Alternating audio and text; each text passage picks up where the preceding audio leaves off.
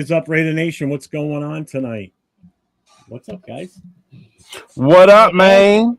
What's the deal? So, Rorschach, 20-minute. It wasn't 20-minute, man. If that was 20-minute, ooh. You ever watched that movie? What was it? The Queen movie? Oh, what was it called? The Queen movie? The band Queen, the one that sings "We Are the Champions." Bohemian Rhapsody. Bohemian Rhapsody. Bohemian Rhapsody. Yeah. Remember when the guy complains about how long the song is, and he goes, "I feel sorry for your wife." So what's new, gentlemen? Man, tomorrow's game 1, big dog. Dude. Yep. Kicking the damn thing off already. Raiders football is here. You know us, bro. Preseason champions. I hope not. Hope it's more than just preseason. Yeah. Right.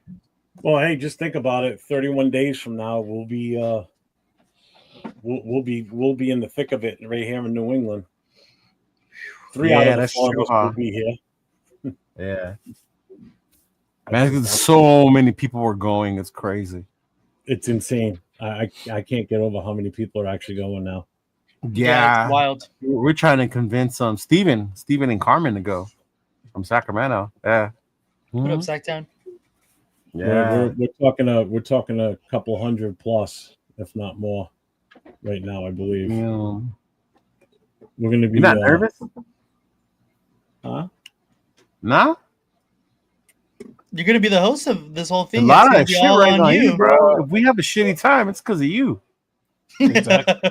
Just confirmed the DJ today too. Is it Mike's son?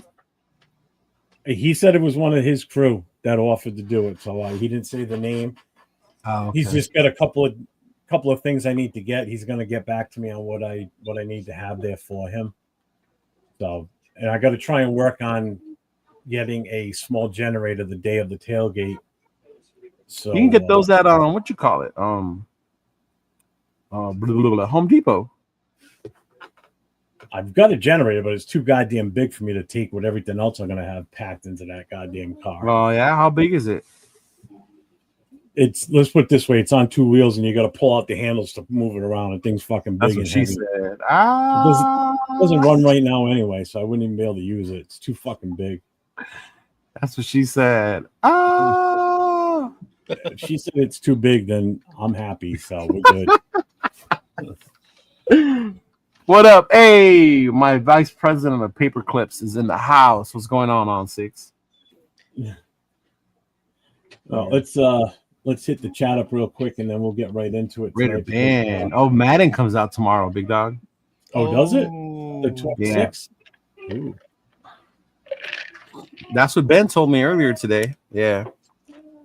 So we got Granzier in here. What's up, man? Yo, Jay, what up? Ready for this preseason game? An old division classic AFC East matchup for those of us who remember the AFC West matchup. Jeff has a generator that can power his neighborhood. I don't doubt it.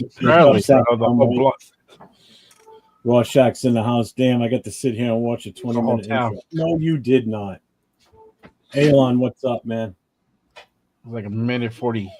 Ben, what's going on? Elon is the dude, man. He's always here. It's awesome.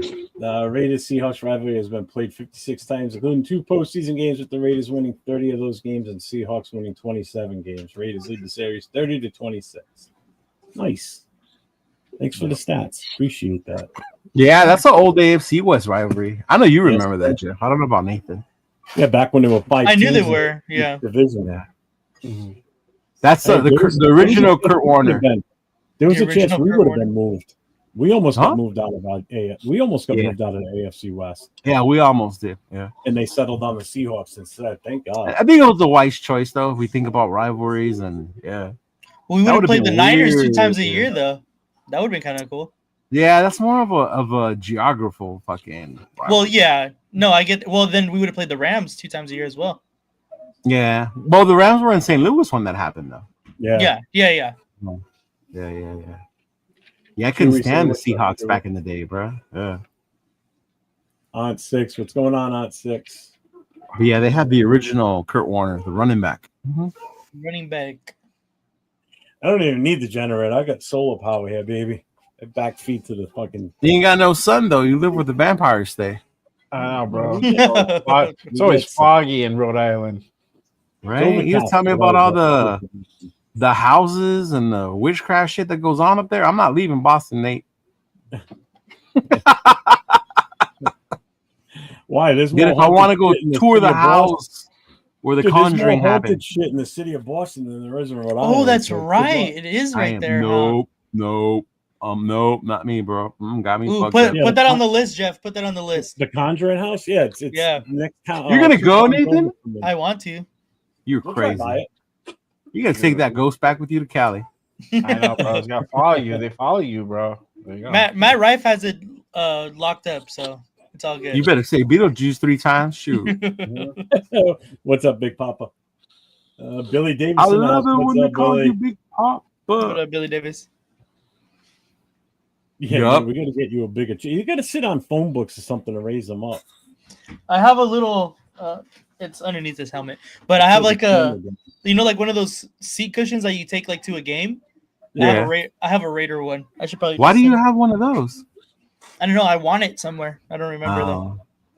So it's like a booster seat fitting. I know people probably think you're like way short and shit. Yeah, I know. Probably, but I did. And then I saw you. I was like, oh shit. Okay.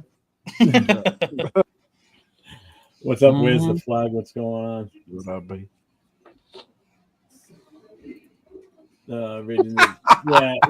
He's not actually employed by the Chiefs. I heard he's like a consultant. he was just visiting. Yeah, He was visiting. Gruden did the same thing, bro. it That still was looks Andy ugly. Reid. To be fair, That's it still Andy looks Reid, ugly. one of the greatest coaches to ever coach the NFL.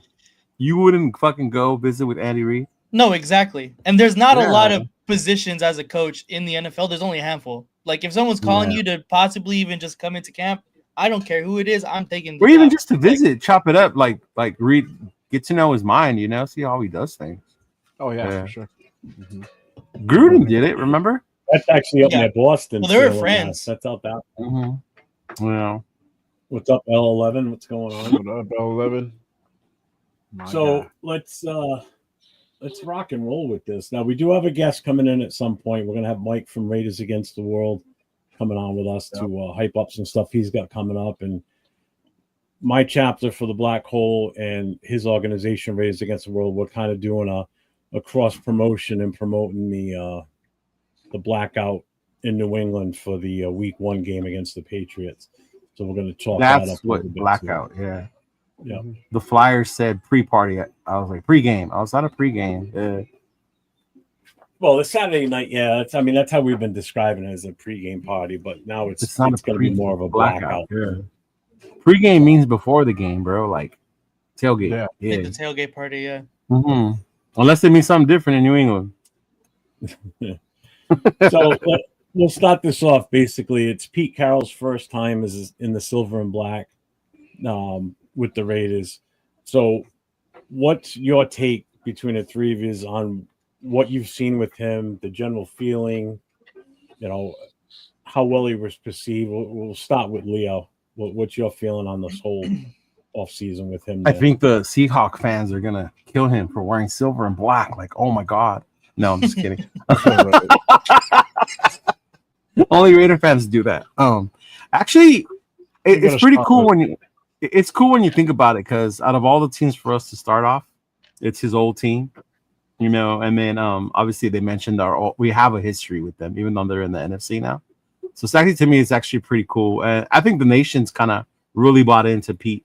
A lot of the nation has bought into Pete. Some of us here like to complain about a lot of the stuff, and everybody tells us to shut up and trust in Pete, So I like it. I think it's cool. I saw Brady in silver and black on Saturday. Mm-hmm. So even seeing that dude in silver and black, I was like, that was crazy. That was dope.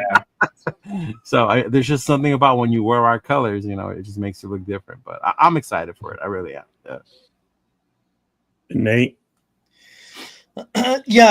Prior to like actually seeing it on the field, like in person, you just kind of hear the stories of everything coming out leading up to camp now, and how different the culture is inside the building. in the front office, how the players feel way different from the past season as well, and all positive as well. Like everyone is buying into what he's preaching, and then obviously, I'm a huge USC fan, so I've been following Pete Carroll. I've been following Pete Carroll since he departed from USC. So, like to see him come from Seattle, where I was a huge fan of those Seattle teams that he was coaching back there, and to have him come on to my favorite team, the Raiders, is just like it's insane to think about. Like a person that I've been watching for so long come and take over this team and lead them in a direction that we haven't really seen, at least for a really long time. We hope. Yeah, we hope. Yeah. It looks so good. So far, so good. So tell him, Mike. Tell him, Mike. Yeah. and Jay, what's your take on all that with Pete? Our guest is here. There you go. I mean, Pete's Pete, man. Pete does as advertised, so he got that Pete energy out there, and everything's looking good. Like Nate said, so far so good. So, really, we're coming up towards the first test. So Pete, the next 3 preseason game is really going to kind of tell us a tale of who's going to really make this roster, and let's see if this particular picking of players in the off season, earlier in this off season, is really going to go ahead and pay off. So very interesting, especially that trade that happened the other day, and we'll get into it in just a bit. We'll see if that pans out for sure. Yeah, we need to get into that. Yeah, for sure. Speaking of energy, look who's here. So before we go any further, big energy injection incoming. Mike from Raiders Against the World. What's up, bro? What up, bro? How you feeling today? How you doing? Good. How about you? Dylan. Amazing, bro. Amazing. Yeah. Yep. Cool. Man, if y'all have not had a chance to meet Mike in person, wait till you guys do. You're in for a treat. I'm just telling you right now. Well, I haven't met him yet, and I can't wait till he comes out here. But him and I have become best friends on the phone for the last couple of months. And I'll tell you, not even in person, but just on the phone alone, his energy will wake you up if you're half asleep when he calls you. Like I said, wait till you meet him. Yeah, I know. I'm sure. Trust me, I can tell. Nice shout out, Jeff. How you guys doing, man? So, we offered to have him come on as a guest tonight to help promote his organization, Raiders Against the World. Give us a little bit of history about the organization and his crew that he travels with and goes with, and anything he's got coming up. So, Mike, go ahead if you want to tell your story and everything. Go for it, brother. Yeah, well, like I said, MOB, man. That's my moving to blackouts. That's something I just started not too long ago. It's been my vision for a long time, and like I said, I'm happy to hook up with you, Jeff, and New England, the Black Hole over there. To start up one of our big events. To start the season, right? Well, Boca Chica was one of them. Like I said, I'm gonna repeat myself again. I wasn't the founder of Boca Chica State Beach takeover. I just, I've heard about it for many years, and it died out after COVID. And I went last year, and last year was, pretty dope. And I just said, hey, it just needed, a little push. I needed a little more motivation with it. Mike's touch. Yeah, exactly. Raiders Against the World, Raw Nation, Raiders Nation touch. Put a little bit of Mike on it. And Tito knows what I'm talking about. And hey, man, look what happened. It's like, boom, we're here, and it was amazing. And like I said, without the Raider Nation showing up, it wouldn't have been possible to be this successful. And we're waiting for, 2026. We're already starting for next year already with Boca Chica. I already got some things lined up, and, waiting for a treat. But Boston, I'm telling you guys, Boston, this is going to be dope. Cheeto's going, Jeff's there already. I don't know if you guys are going, Jay, or Nate's going to be there. Yeah, Okay. I'll be there. On Thursday. I'm not gonna be able to make it to New England, unfortunately, but I'll be there week 2. Oh, well, that's Opener. home opener for sure. So Jeff's been working hard trying to get stuff planned out there. Just like me, been working hard trying to get some stuff planned out there for Raider Nation to enjoy the whole weekend. Whether you come in Thursday, Friday, Saturday, whatever. We're just putting it out there to start off our season. Fucking badass, right? Week 1 in New England. Like I said, Josh McDummy revenge game, and when we kick that ass, it's gonna be dope. Because after the game, I got the Scorpion Lounge locked up over there in downtown Boston for an after game, victory party. You know what I'm saying? Victory dance, whatever you want to call it. Raider Nation, how we do it. Everybody knows how Raider Nation always parties, the tailgates, the whole 9 yards. But with the dub, it's even better. With the big Hell W. yeah. So, Yep. you know, how happy to work with Jeff, you know, Cheeto too. You know, we're gonna be doing a hopefully takeover here. We're still trying to get a venue. The venue for this week didn't work out. You know, something went down with the venue, but me and Cheeto are gonna be planning something here this upcoming up season. And like I said, I'm doing it with Jeff in New England, and you know, just to start the season right, guys. You know, this season is different. You know, I mean, we've been talking season, but man, but you talking about Pete Carroll. I heard earlier, man. You know, what about energy? You think I have energy? Pete Carroll has. Times energy. I hope I got a fraction of his energy at his age. You know, it's like good Lord.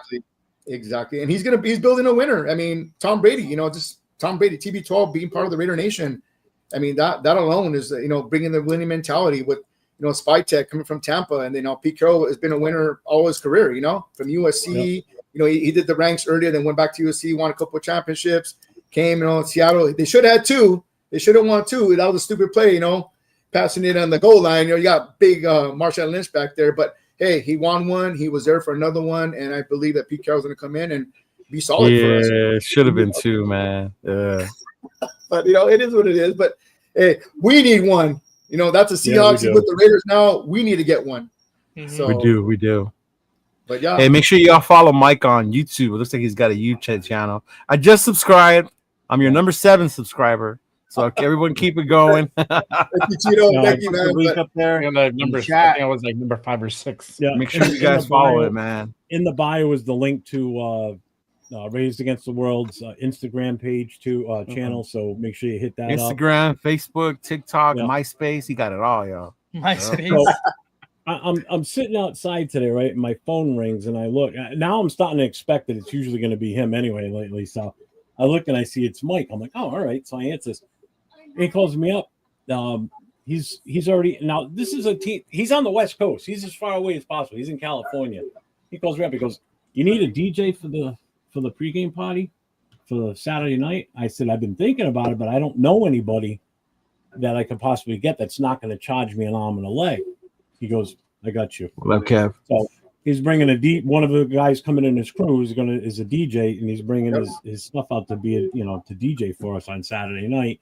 And if I can get a generator, we'll have tunes and a setup at the tailgate too, hopefully. Yeah, one of my boys, Caesar, he just hit me up. He wasn't going to Boston. He's seen the video. He's seen the energy. He's like, "Bro, I'm with you, man. I'm going to back you up. Back up Raider Nation. I'm like, let's go." And then he just threw it out there and said, "Hey, if we need a DJ, let me know. And I'll be happy to DJ wherever you want me to, what party, whatever, you know, it's all good. I got Raider Nation. I got you, Mike." And I'm like, dope. And then as soon as I found out. That's cool, man. Jeff was about to bring his little speaker to the place, man. And play some tunes. Speaker. Yeah. Yeah. Turn that volume all the way up. All you hear. Tell you right now, we're going to fight over that playlist. I can see it now. Yeah. Well, like I said, hey, nothing like music. You know, music brings people together, you know, good music. And my homie Caesar, he gets down. He's been doing it for a lot of years.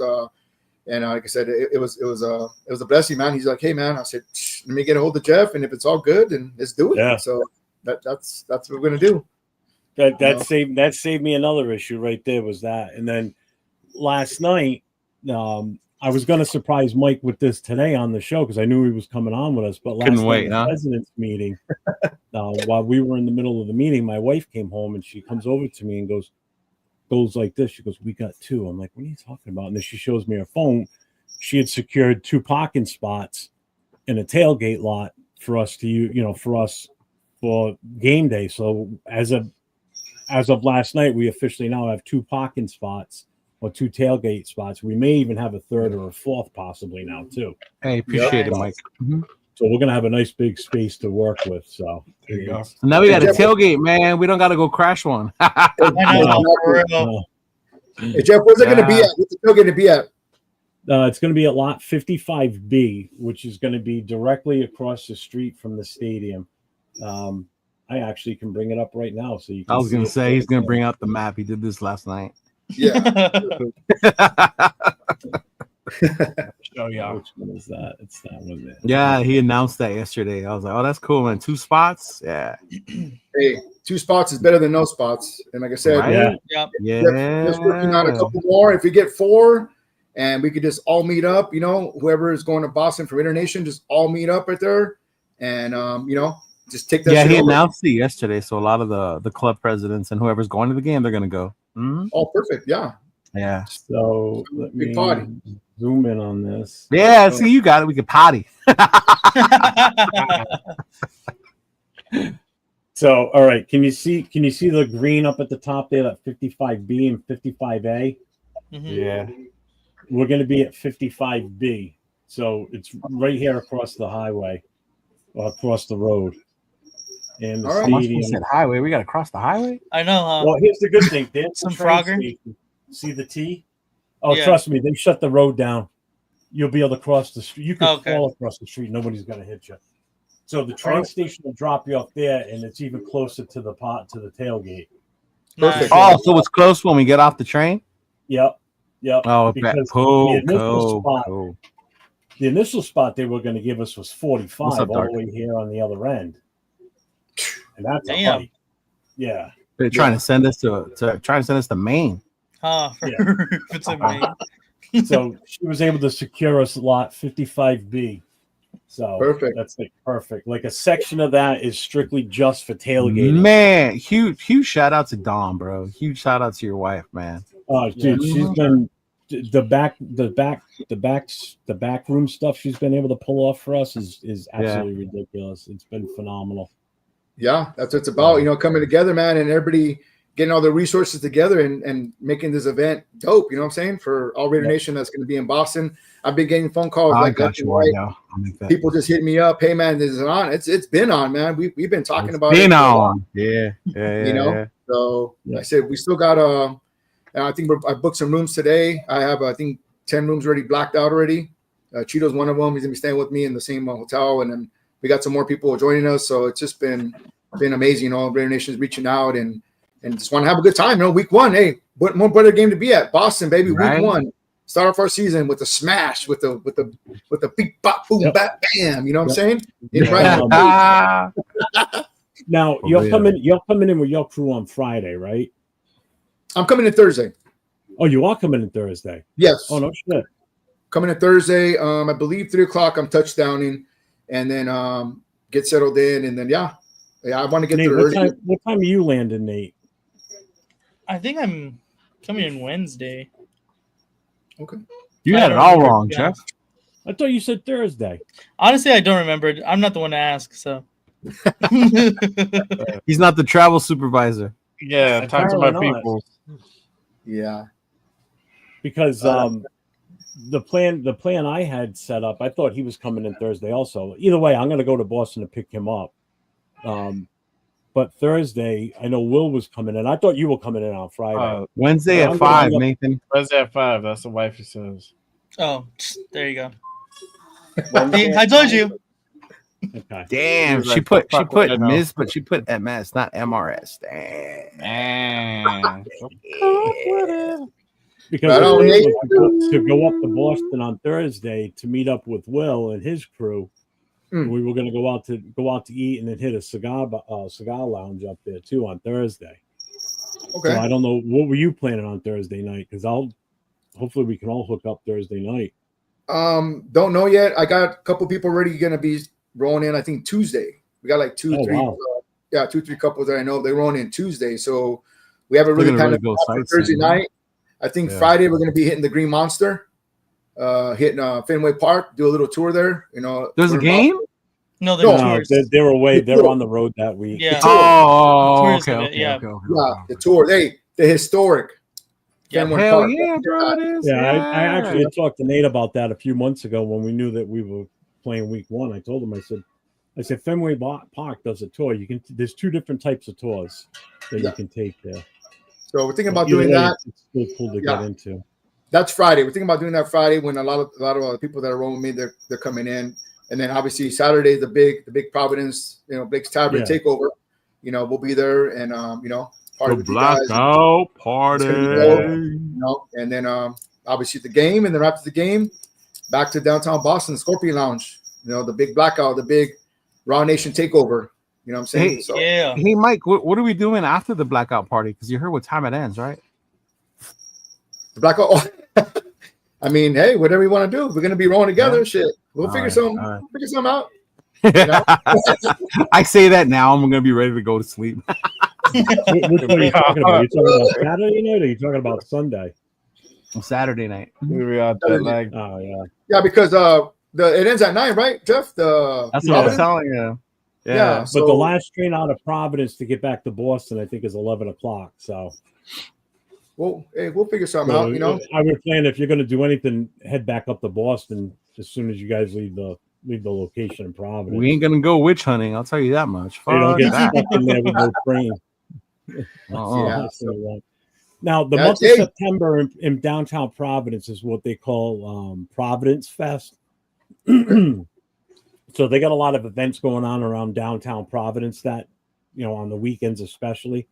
One of the things they do is the water fire. It's a river that runs through the city, and they have like these fire pits above the water that they light up, and hundreds of thousands of people come out for this freaking thing every year. So it's a big thing.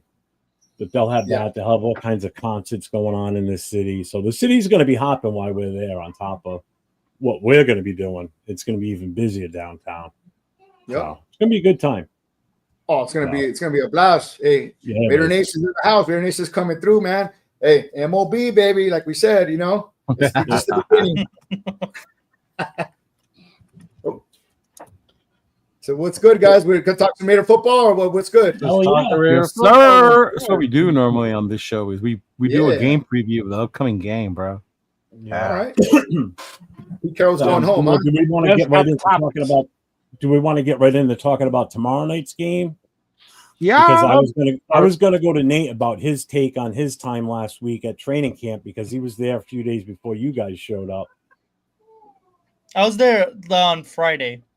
Just one day before. But I don't want to hear that about that. He's dead to me that day. they're still broken up right now. All right, then we can do this. We could talk about the mock game that you There guys you go, rolled because out everybody on was there. Saturday. Yeah. Yeah, sir. Nate, Go ahead. kick us off. Oh, you mean? Okay. Yeah. Oh, From right to left. So what I seen this weekend, honestly, the most impressive person to me has been Geno Smith. Geno Smith looked decisive. He looked accurate. He looked really good all around from Friday and on Saturday. And Nice. honestly, at first when I heard that we were trading for Geno Smith, I was like a little bit on the fence, because he had a lot of turnover troubles last year, and that's kind of what our quarterback problem was last year as well, was turnovers. But man, does he look completely different this year? He looks extremely dialed in. Every single press conference and interview that he's done, he is all in on the Raiders this year. So that's the guy I think that is going to lead us this year. We're going to go as far as Geno Smith takes us, to be honest. Oh, that's good. That's great news. Everybody thinks, everybody's all like, "Oh, Geno Smith, we first got him. You followed him through his career. He was rough coming in for him. Coming into the NFL was rough. He didn't get. Oh man, I used to make fun of Geno when he first came. Exactly. yeah, and now he's like your savior now, right, Leo? Yeah. Yeah. He's better than the other guy. Jesus Christ. Oh man, You're lying. talk about a fucking nightmare, bro. I know. But how fast tides turn. Now you talk shit about a guy when he's with another team, but he comes to us. Oh, no, Of he's great. course. Oh, like you don't ever done that before? No, me never. Absolutely. Everybody loved Devontae last year, the year before, and now he's an asshole. I don't want him, period. So, but I didn't know when you guys then, so you won't believe whether I might. I didn't want him at all. Nah, you know what? The camp was cool, and what I really liked about it is what they did and their purpose behind it. It was more than just for us to go see a scrimmage game. It was them getting ready for what the season's gonna look like. For Pete to get them prepared for the game day, the way he sets up their days. Like, this is what we're doing this day. This is what we're doing that day. We're doing this like if we're getting ready to play on Saturday a real game. And I think it showed on the field how prepared they were. Obviously, it was a lot of fun. They came out with a lot of energy, bro. A lot. Until Lonnie Johnson, unfortunately, got hurt. Yeah. Once that happened, then it became like, all right, we're just here to practice. because before that, the energy was picking up. They yeah. were starting to hit. They were starting to push. But to me, my biggest person that I was really impressed with outside of Gino was Michael Mayer. Tyree Wilson. The way they used Michael Mayer, the way he was open, the way he held on to the ball, just the way he moved, man. He looked fluid. He looked like he's ready to come back, like he's happy. Like this is where he's gonna be the Mayer that I saw play at Notre Dame. Like this is the Michael Mayer that I was excited to get. Because you include him with Brock. Brock's gonna do Brock. And I've always told you, Jimmy Brock is more of a utility knife than a tight end. But having Big Mike and Brock out there at the same time, woo. One thing I will say, I'm probably gonna get a lot of hate for this. Ashton Genty is not 5'9". All I'm gonna say. He's really smart. That dude's like 5'7", 5'6", bro. Yeah, he's not 5'9". But hey, tiny little thing, bro. We'll see what he looks like when he gets on the field on Thursday. Small packages. So yeah, I mean, I remember Sproles. Barry Sanders wasn't big either, and look at what he did. I'm just saying, he's wonderful. Barry Sanders. Barry was 5'9", 5'10", though. Yeah. My God. Yeah. I mean, he's a small guy, but I'm just saying, he's Barry Sanders. The way he moves, the way he runs. I haven't seen him take a big lick. Well, obviously he said come to NFL moment with White, right? Mm-hmm. He gave a big step, he said, with the first scrimmage, but I know big things going to be from Genty for sure. He's going to come out. I hope so. I really hope so. He's going to run the ball, and that big offensive lineman, get them guys together. JPJ, whether he's going to be center or guard, let's just get it together. And obviously this preseason game, it's going to be a lot of shuffling. Would you see at the scrimmage, Leo? Or was JPJ guard or was he center? Oh, he was guard. He was guard. Yeah. He was guard. I had to explain to Noah because Noah was pretty upset that he was a guard, not at center. I took my little nephew. Yeah. So we were explaining how he can play both, but he was at guard. It was a little different. I always felt the captain, the center, but I guess they know what they're doing. It was a weakness. You put one of your best players out there to cover that, so it's going to be Ashton Tinsley. Exactly, Elon. But yeah, man, it was cool to see JPJ out there, physical, do that stuff. But it was a lot of fun. Definitely was a lot of fun. Yeah. Yeah, I'm rooting for him. That's my guy right there, man. He's he's second year guy, and we know what he brings. He brings that fire, man. He brings that nasty, that dirtiness, finish you off, pancake, let's go. He doesn't stop, and that's what we need. That young talent coming in, and if Meredith's going to be the same. Yeah, for me, everything else doesn't matter. If we get that line, that bully ball, come with Genty, and then you got the double tight end set. Jeez, man. We haven't even mentioned Jacoby. We haven't even mentioned Thornton, and who else is coming out? Bet. I mean, geez, if we just, and you said Gino, Nate said Gino's looking nice. So, what I'm saying? He did, bro. He did. Chip Kelly is that play caller, man. He mixes it up when he's on a groove. He can call some good games. He's a champion. And that was funny because that's what I was asking John, my homeboy. I was like, bro, is our defense just leaving that much room, or is this Chip? Because he didn't put everything out there. He's not going to. There were instances where players were wide the fuck open, and we caught one or two, and we were like, bro, that's Chip's scheme right there. That dude was that wide open based on the way he calls his plays and his design. I mean, that's what we should get excited about when it comes to Chip Kelly. Yeah. Oh, for sure, for sure. I'm going I'm going August 14th. The scrimmage. Yeah, I'll be there. I'll see you there.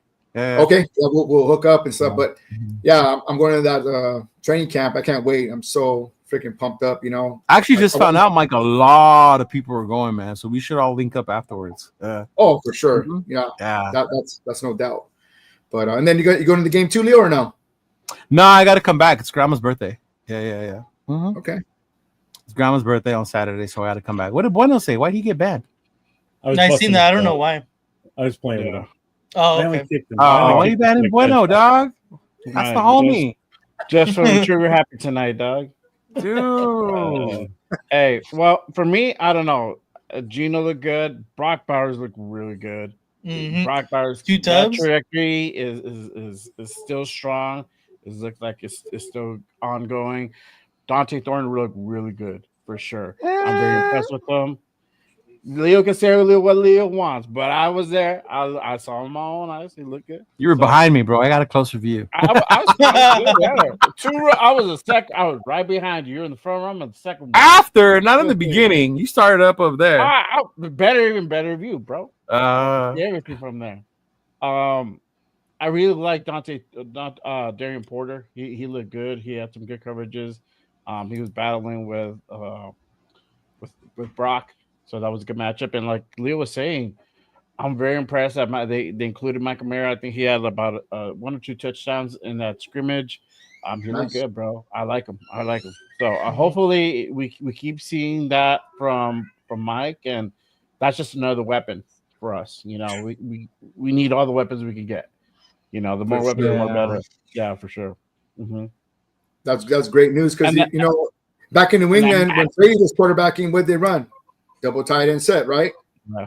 And it was pretty successful. And I think the double tight end set, and we already know Brock's going to bring it, but that 12 personnel is going to be Michael Mayer, focused and everything. Everything else is working out with him this year. It's going to be huge. He's going to and as well as blocking too. He's a good blocker too. People don't forget his blocking skills are pretty good. Pretty decent. So. Whether he's catching or going out for a route or, he can definitely be that extra blocker that we need, So I think it's be dope. Can't wait. I don't hate on Thornton. The thing with Thornton is people think he's Randy Moss because he's big and he's fast. He still needs to learn how to create separation. He's 4'3". He runs 4'3", but he wasn't separated from defenders as a 4'3" runner. You know what I mean? And that's what I noticed when we were out there. Like he has that speed, but he doesn't know yet how to create that separation. And I think that's where people have to be patient with when it comes to this kid. Because he was a 4th-round pick. He came from a Tennessee system where wide receivers are programmed and they know where the ball's going to go. So it's a little different, and you got to give them time to adapt to the NFL. Do I think he can be good? Dude, he's got the size. He's got the speed. His hands seem that like they were there, right? But it's just being able to understand that route running and where to go. Because when you're that big, you should be catching the ball all the way up here. Yep. There were times where I saw him waiting for the ball here. And that's where I was like, bro, get your hands up there and go get that damn ball. Yep. So the defenders can't knock it away. You're up here, the defenders can't knock it away. That's the thing as a young player. Yeah. And that's why I tell people to chill when they call him Randy Moss. Yeah. Oh, there's only one Randy Moss.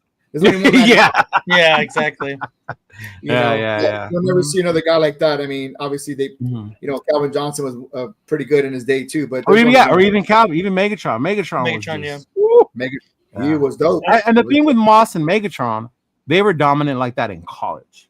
Yes, right. You already knew when they came in what they were, and they came in not missed a step when they got to the NFL. Yeah.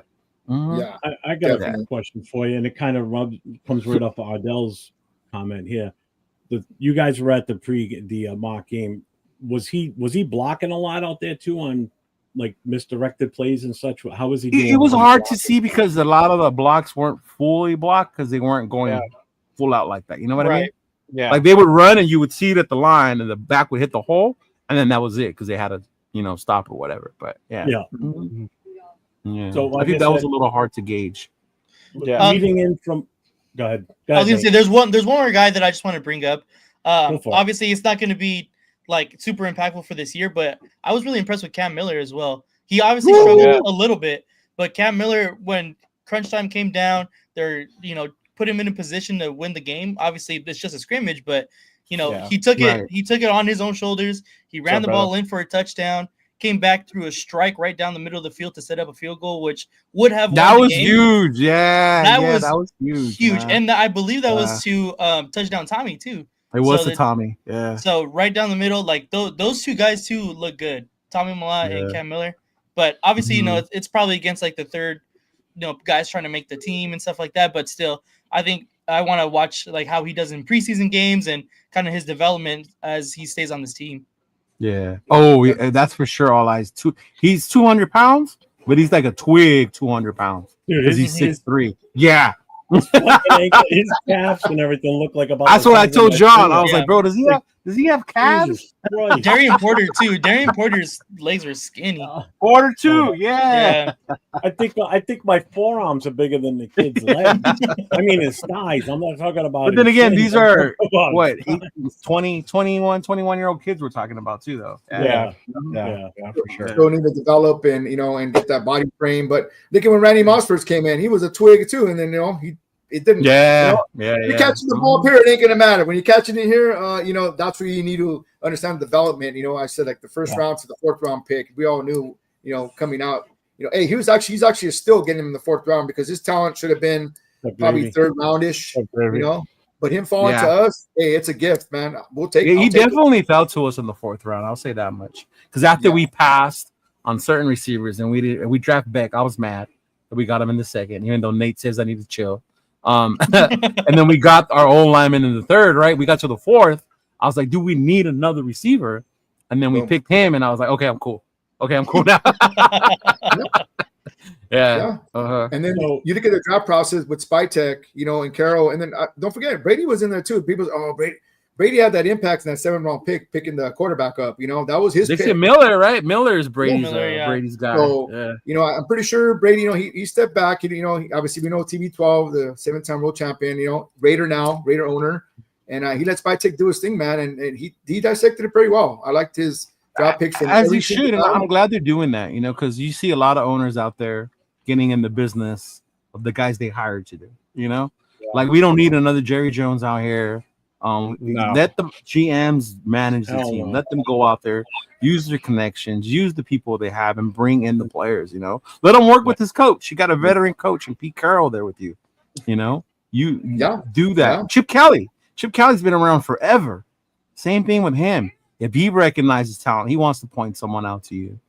Things of that nature. But yeah, to Nate's credit, man, I was excited about Cam Miller because they were driving back for the comeback, right, to tie the game or whatever, and we were like, man, watch this kid drive them down the field, and he did.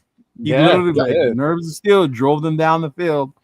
Good pass right down the middle of the field, only for Carlson to miss the field goal. But after he nailed a longer one right before that. Right after he nailed the longer one, Cash Money missed it, bro. I was like, come on, man. I don't talk kickers. You'll be ready. That would look better than the other guy. Number 12. Oh, yeah. Who? Number 12. Number 12. All right, moving along. He had two really good out passes on that last drive that he had, AOC, but that was the only 2 passes that I was like, oh shit, okay. But those the funny thing with AO12, his big plays were run scrambles that he had, and obviously because nobody can touch him because he was wearing a red jersey. But if they were actually playing, he would have got sacked. Well, and you guys were busting my balls as soon as he did that Max got the strip sack on him. Which was a good play by Max. I got the video. And I watched video of that after the fact, and I'm like, what else was he gonna go? The offensive line didn't do shit. I mean, that defense crushed on him. He didn't stand a chance no matter. Throw it away. Clock in your head. 5 seconds, bro. That. 5 seconds. He held the 5 seconds. Clock in your head. He held on to the ball. What did Noah say he was doing? He was burping the baby. Yeah, he did. Mm-hmm. Yeah, bro. And that's the thing is that clock in your head. Yeah. Gino did it a couple of times too. Don't get me wrong. There were times where we were yelling Gino do something because he was back there just patting the ball, looking for the open receiver. Yeah. I did. That was something I read too. Somebody was talking about that he was holding the ball too much too. Yeah, towards a little bit. There were a couple times where, like in your mind, you were like, bro, that would have been a sack. Yeah. So overall, I mean, it was a good experience getting there and see because it was a different atmosphere this year versus last year. I think you said last year was more of a show practice. They had music and they would do their drills and this scrimmage was it was really cool experience, honestly. Yeah, it was. It just shows you the experience of Pete Carroll, how to get his team ready and focused and ready, ready now. Not saying anything wrong about Pierce there, but when I went, it was more of a walkthrough, and the fans were there, and okay, but the scrimmage, I wish I would have been there because I would have been dope for the August 2nd training camp. But that's the experience of Pete Carroll.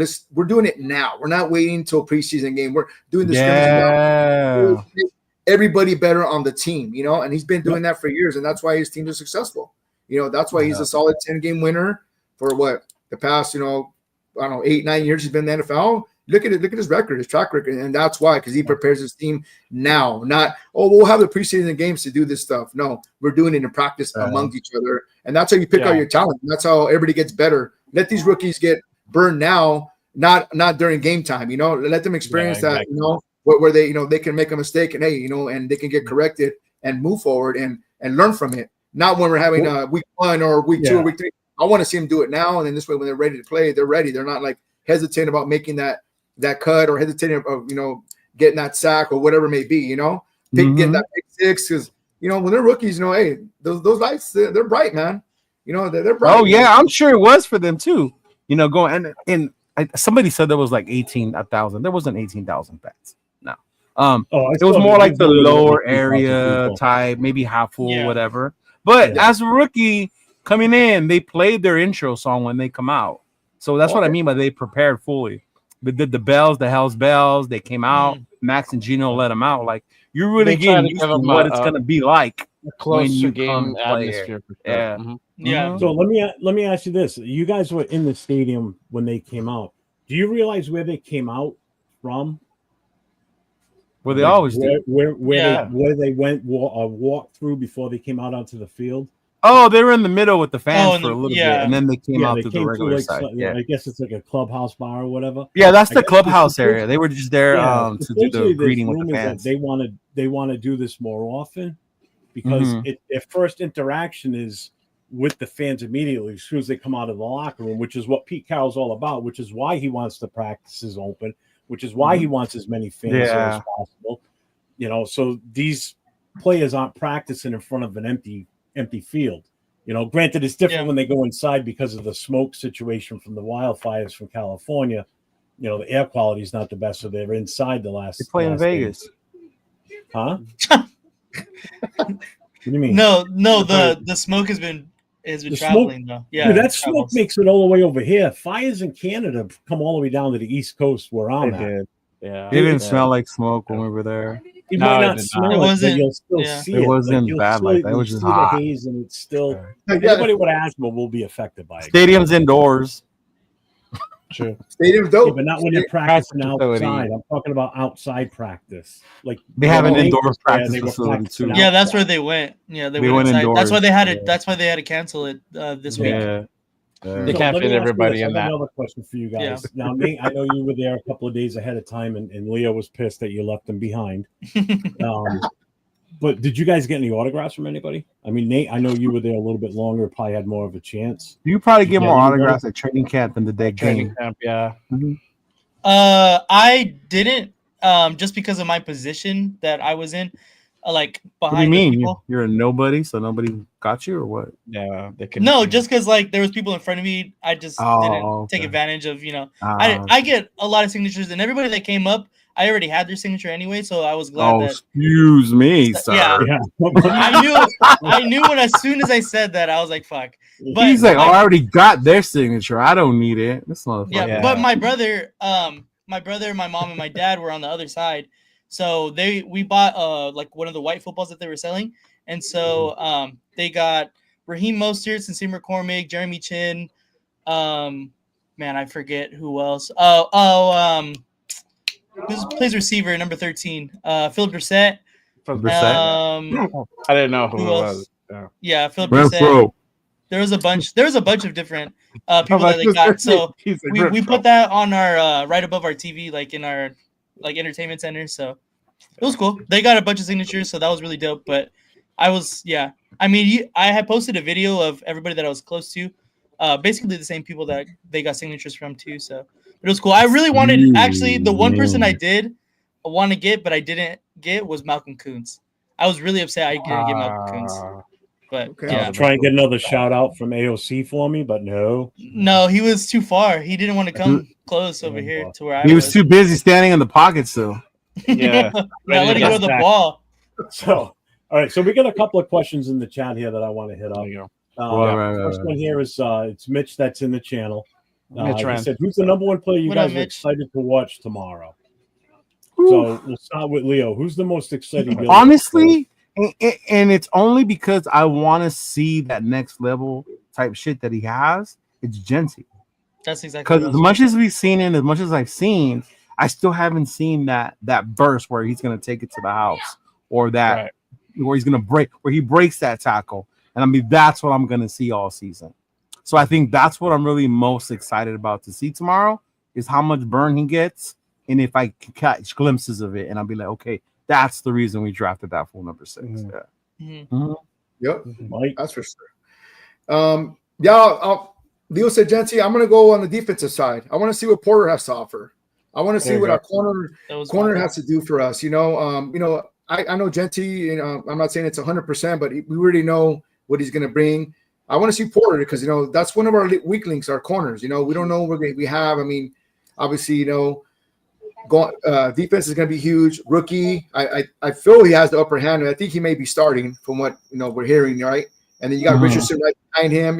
Him too, second-year player. Richardson. I want to see what they have to bring to the table. Obviously, I don't think we're all going to play our starters. These guys are going to play a lot.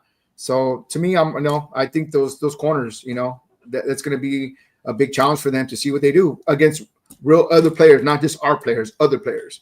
Are they going to be physical? Are they going to put their hands on them? Are they going to play, bump and run or whatever scheme they're running? It's going to be up to Graham to put them in the right places. And we all know Pete Carroll is a defensive guy, so that's just me. Yeah. For me, I'm really interested to see how Besh plays. We got to see him on Saturday, but he was paired up with AOC. And they were having a little bit bit tough time trying to find the connection. So we'll most likely be running with Gino for a bit before he sits down. Depending if they play him for a series or for half a quarter, whatever comes to be. But I'll definitely like to see Jack Besh and what he can bring to the table for sure. All right. Yeah, I completely agree with what Leo and Mike were saying. I want to see those two guys for sure. But for me, and Steve DeLuna put it right here, he wants to see great linebacker play. I want to see whatever combination of linebackers that we have. I want to see them perform because we still honestly don't really know who are the solidified starters coming in to this year. And I feel like if whoever can separate themselves, like we feel pretty comfortable that all the linebackers we have in the room right now are pretty much on the same level. So this is where they're really going to put, yeah, exactly. But this is where they're really going to put their names like ahead of whoever it is, whether it be Landon Robertson, Devin White, Eichenberg, like whoever it is. I just want to see what they have to offer because I think that's our biggest question mark besides probably DB on the defensive side. So that's what I want to see. Hey, Landon Roberts brings the pain, bro. Yeah. Oh yeah, facts. Hey, Landon Roberts. That boy brings I don't think there's going to be any surprise when I say who I'm going to say based on you guys knowing me. Cam Miller? No. Yeah. AOC. Cam Miller? No. Caleb Rogers, because it's the chance for him to get a lot more playing time. Yeah. Okay. The second string guy. I want to see what this guy's got on the offensive line.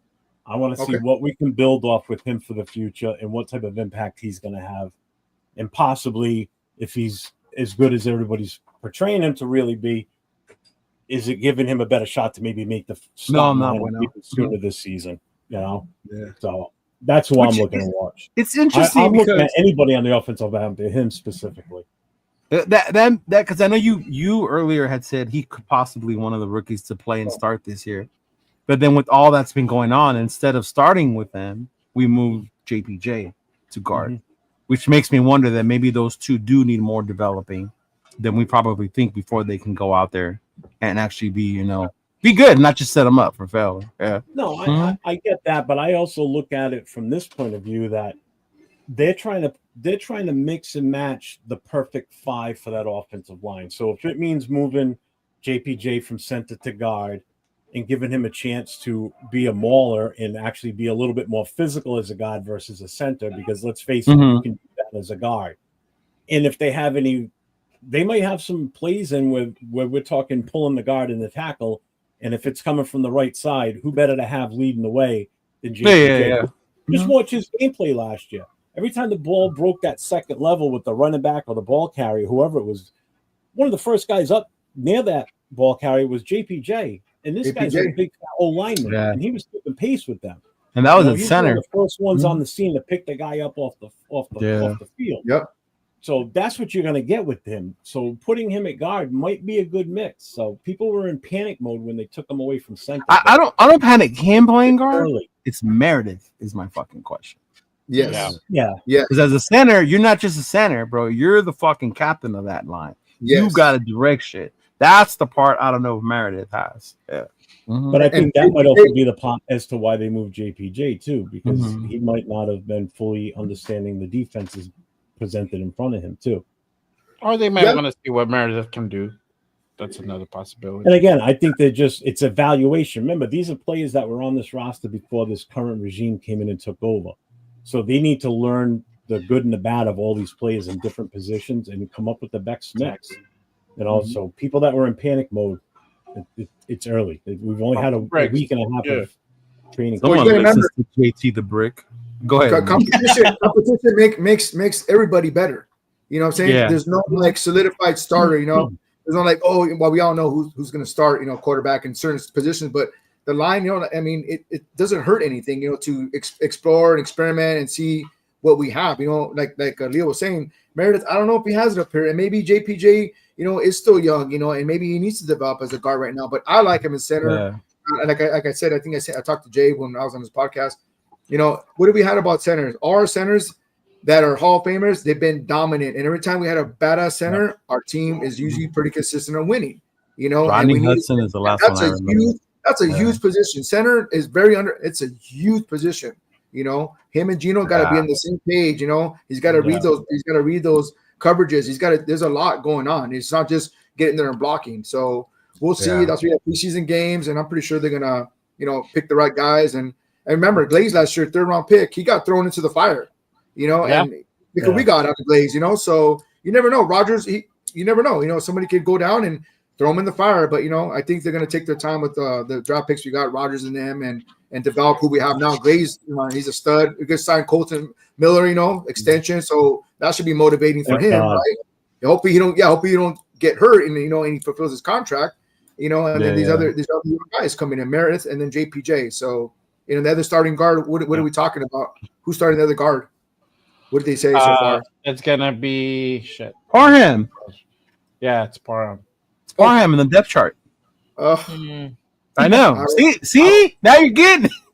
I don't like that. I don't like Parham. I just don't. He got beat a lot last year. I mean, that might be a weak link, and you never know. They may say, hey, you know what? Throw Rodgers in there. I don't know. I mean, that's their job. Rodgers is the backup. Yeah. Which is crazy because I thought that's what they sang Kappa for. Exactly. So right. Kappa wasn't good at all last year either, though, is a problem. Not last year, yeah. But that whole Bengals line was trash last year. Yeah, it was.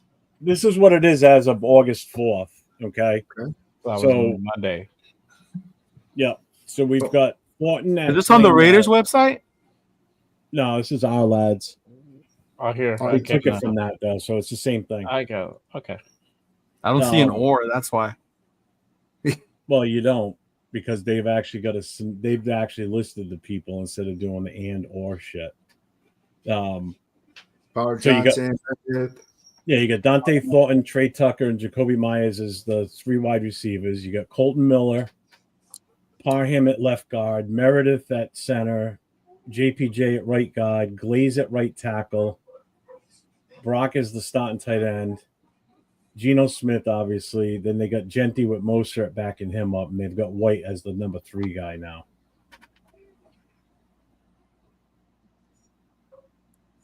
So that's how they have it listed right now. I mean, it's premature. It's early. It's matching and wait till the pads are on, and tomorrow we're gonna see a lot of these players fight. Turnstile Parham shows up tomorrow. Ooh. I don't like it.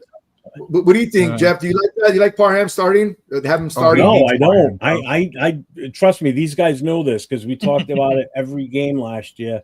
How much I couldn't tolerate watching him and how he comes out of his stance. He comes out at such a high center of gravity. He's always getting beat in the in the one-on-ones. You know, he's like unbalanced. He gets up. The only time I gave him a compliment last year. What up, Brad? The only time I gave him a compliment last year was on a pull and play, and he got out of his stance so fast and in front of that running back that I was like, "Holy shit! He actually did something good." I praised him on that game, but every other game after that, it was garbage. You know, it just drives me nuts. With an H. The one thing that kind of one thing, and this is on the defense. The one thing that I noticed today is we just picked this guy up, 24 hours ago?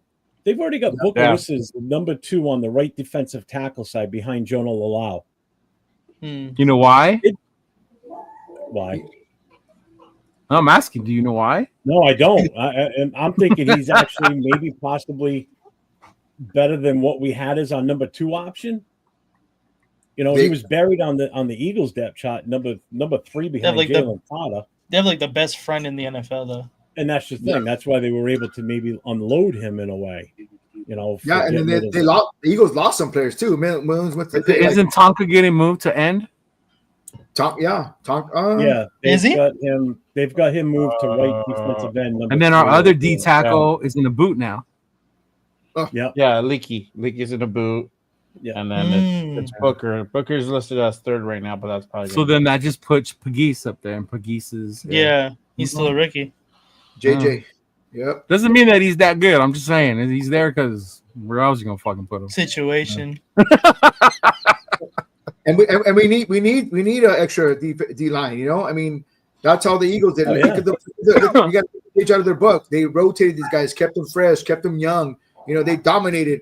You know, KC throughout the whole entire since the beginning, and that's they should take a little playbook from that and get these guys. I think they went defensive tackle for a certain reason. You know, get these guys, and I'm not saying they're going to start or anything, but throw them in there. You know, and keep everybody fresh. You know, and hopefully Max. You know, we all know Max wants to play 100% of the snaps, and that's great. But maybe he could take some plays off. And rest that body. It's a long season. We need Max the whole season. After surgery, the Eagles have that Georgia front line, man. That's nasty. You were nasty in college, and then they ended up together in the NFL, bro. Right? I mean, we had a chance to get him. Yeah. We had a chance to grab one of the Georgia guys, but we did. Hey, that's history, and we just need to worry about what we need to worry about up front. We all know the trenches is where you win the games. What? Your quarterback clean. And getting them sacks, man, getting that pressure on that quarterback. Why isn't Tyree Wilson slotted in there? I thought he was going to be moved inside. Yeah, that's a good question. Number 9. He's still number 2 behind Max. So they're keeping him on edge at least based on the depth chart anyway. Yeah. And the other thing I noticed the other day, this was even the most recent one before this one. On the punt and kick return, they had Tucker down for both, and Malott had fallen all the way to the 3rd or 4th string in that position because for the while Tommy was doing kicks and Tucker was doing punts. Now Tommy's off completely, and they got Genty catching punts. Well, they might, but he's not on the depth chart. But they've got McCormick as number 2 on the kick, Dylan Lobby's number 3, then Malott. But on punt, you got Tucker. Alex Bachman, and then Malott. Watching the camp on Friday, it was really Dylan Lobby's show for kickoff and punt returns. Saturday too was more Lobby. And he looked good, honestly. He's got to hold on to the ball. Yeah, that's he's got to hold on to the ball. That's what I keep telling my nephew. He goes, "Who is that?" That's Dylan Lobby. You didn't recognize it because he held on to the ball. I mean, if he would, that's put him in a doghouse last year. He couldn't hold up first boom. It's like, I think that's how those guys make the roster. The ones you just named, Nathan, whether it's Merlot and lobbying, it's gonna have to be through special teams. Yeah. Oh, special team warriors for sure. Yeah, hell yeah. So with the talk of the mock game, this leads us into the next topic because it happened at the mock game is the injury to Lonnie Johnson, who's now officially out for the season with a broken fibula. I thought it was 3 to 6 weeks. He's coming back now. It's a broken fibula, dude. Done. Look at the reports. Go look. Pete Carroll said 3 to 6 weeks. That's why I was shocked. It's probably on the weak side. It's a Then he's got pot Wolverine in him and he's healing his bone. That's why I laughed. I was like, you mean it? See what I tell you? Look at your boy Mitch. Boom. Yeah. Yeah. Right. It's every 4 or For- 5 weeks. That's insane. That's what made me laugh. I was like, you mean to And tell then- me Wilkins has been gone since last October and this motherfucker is going to be back in 2 months? Yeah, I was that's seeing pretty. today was saying that he was done pretty for bad, the isn't year. Well, the basically. difference was because it broke and it was a clean break. So they said the healing process is a lot Ah. easier and All smoother. right. Well, Yeah. my bad then.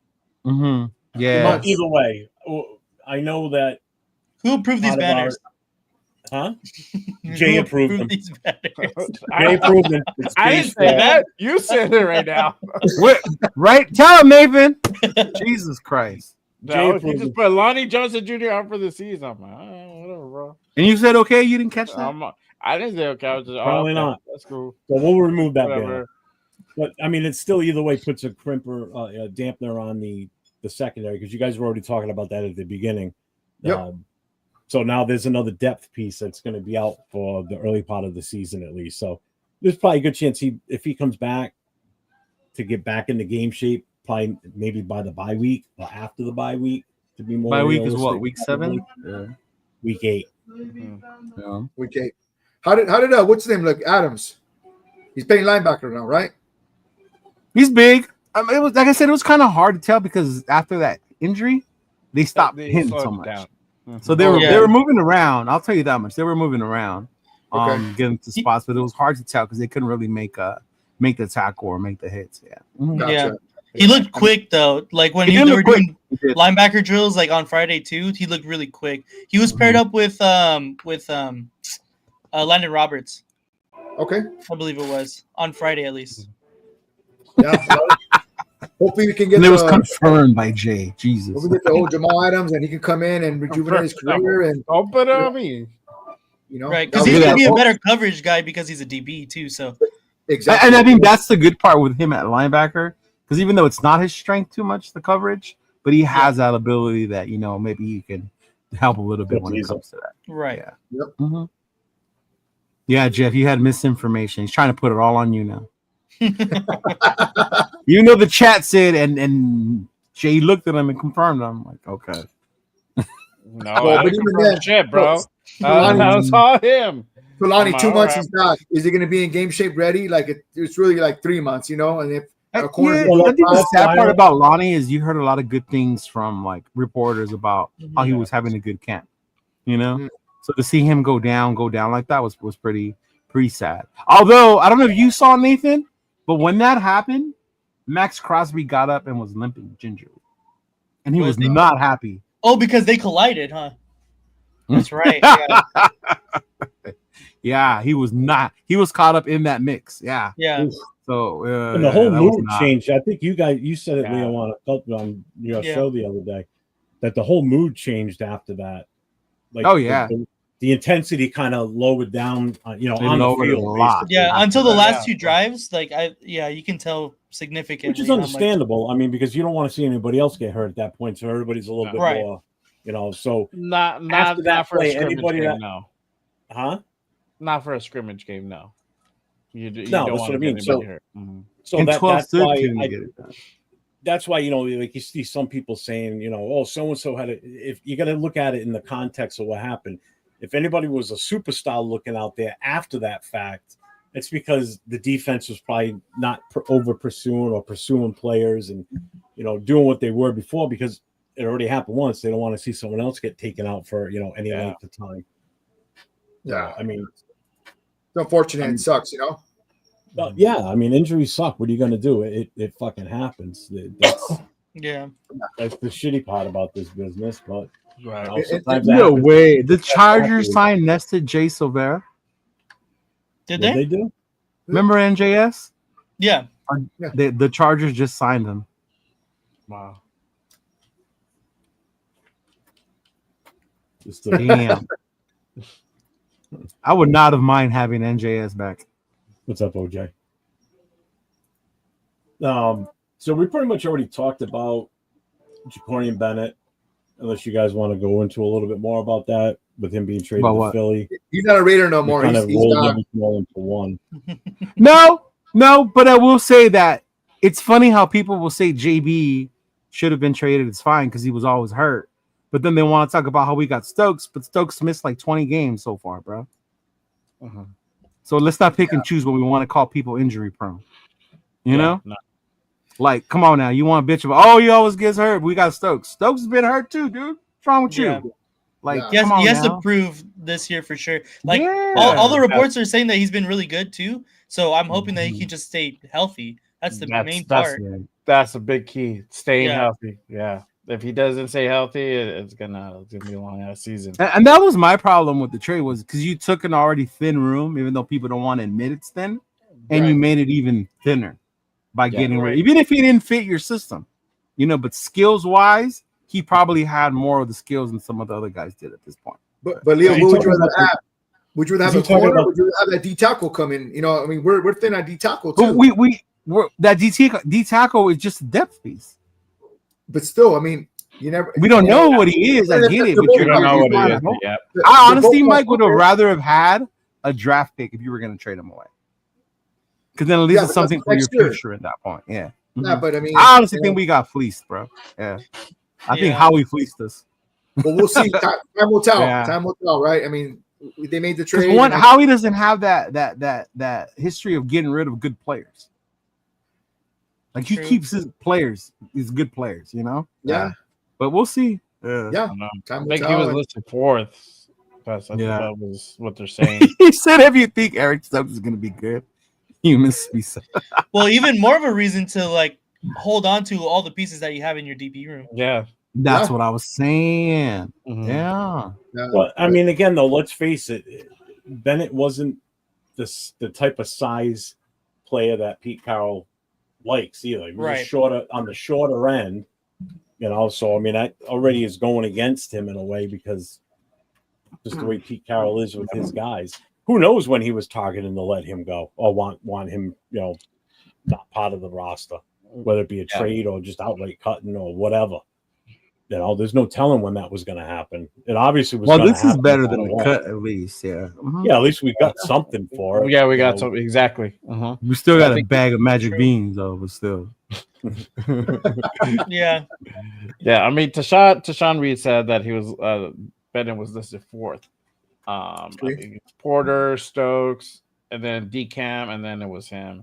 So I don't think the fit was there.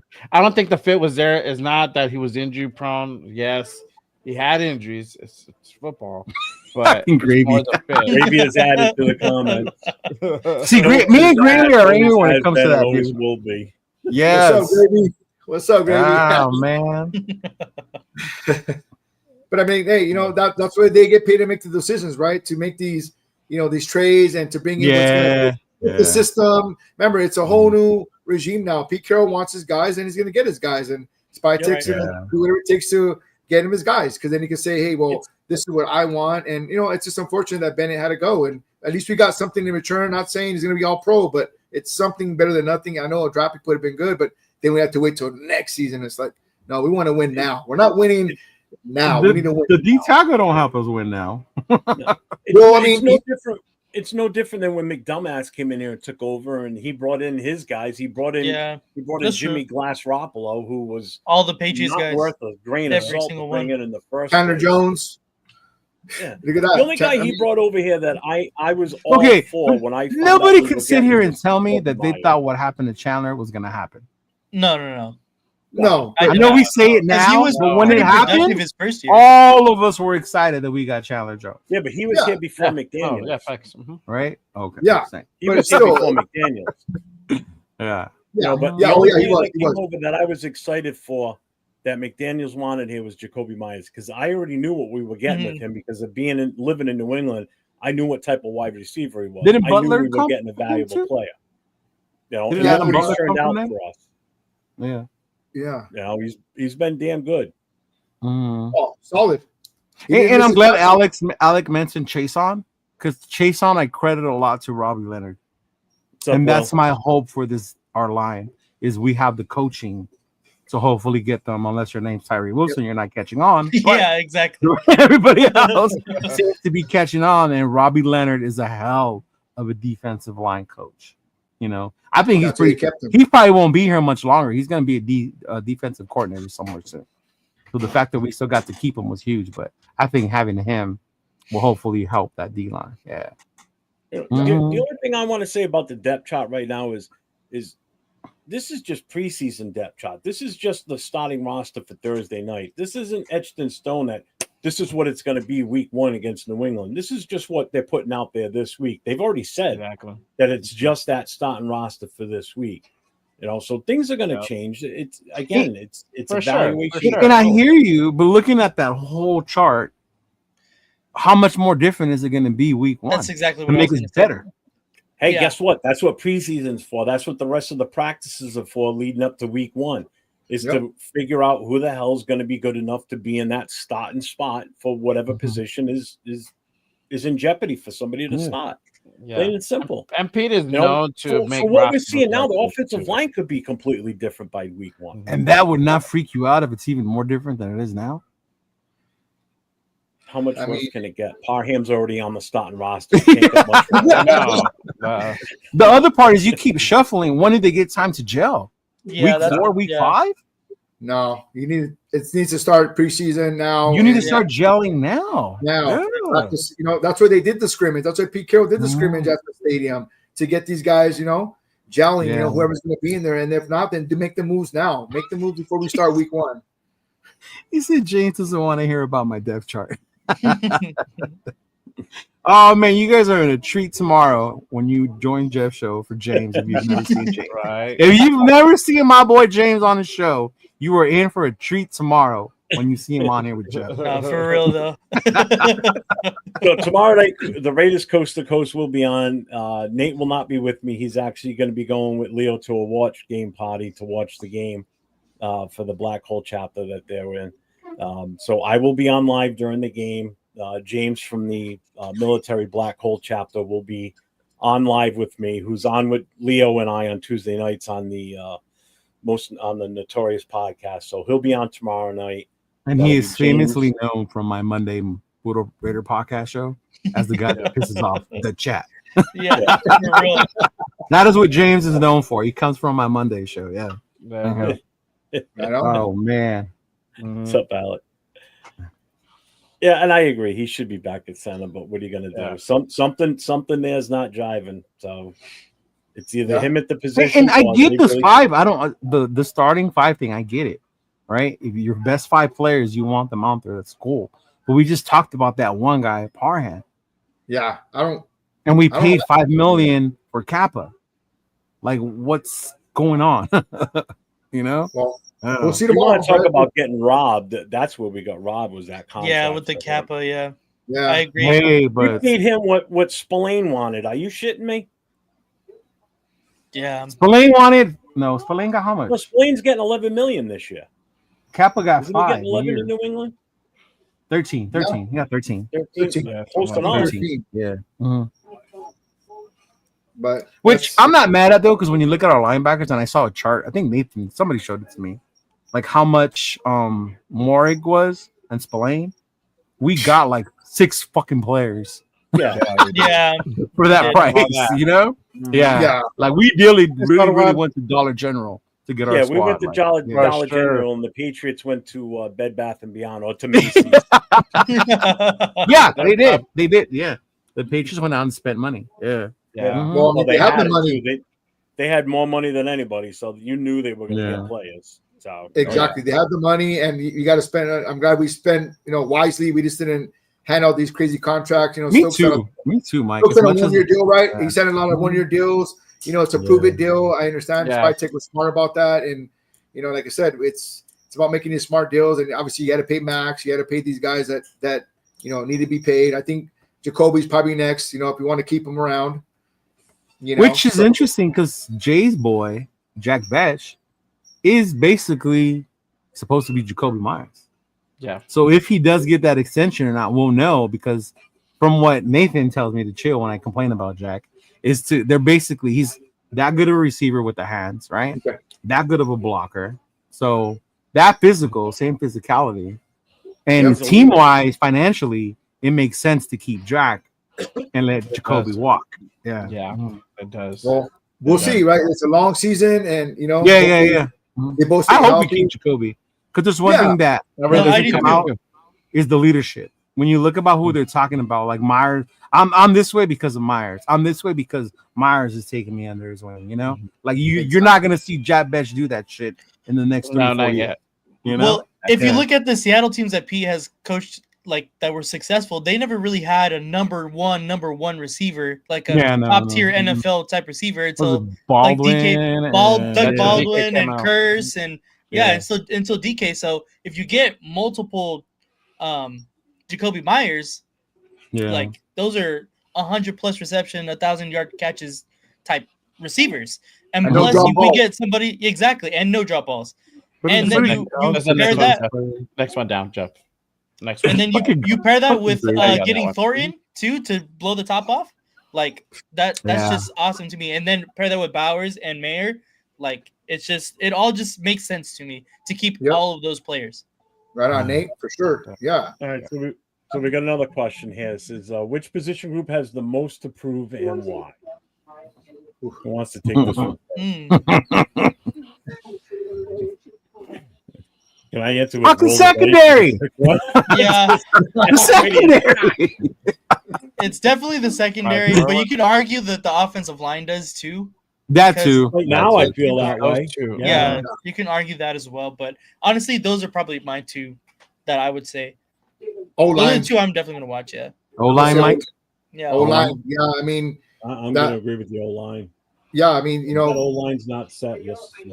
Yeah. O-line, because that's where our whole offense and I think our season is gonna be determined. If they play well, even if we have a sus defense, our offense can keep us in games. Yeah. Oh yeah, definitely. Mm-hmm. That's for sure, guys. But hey, guys, it's been a pleasure. Thank you so much for having me.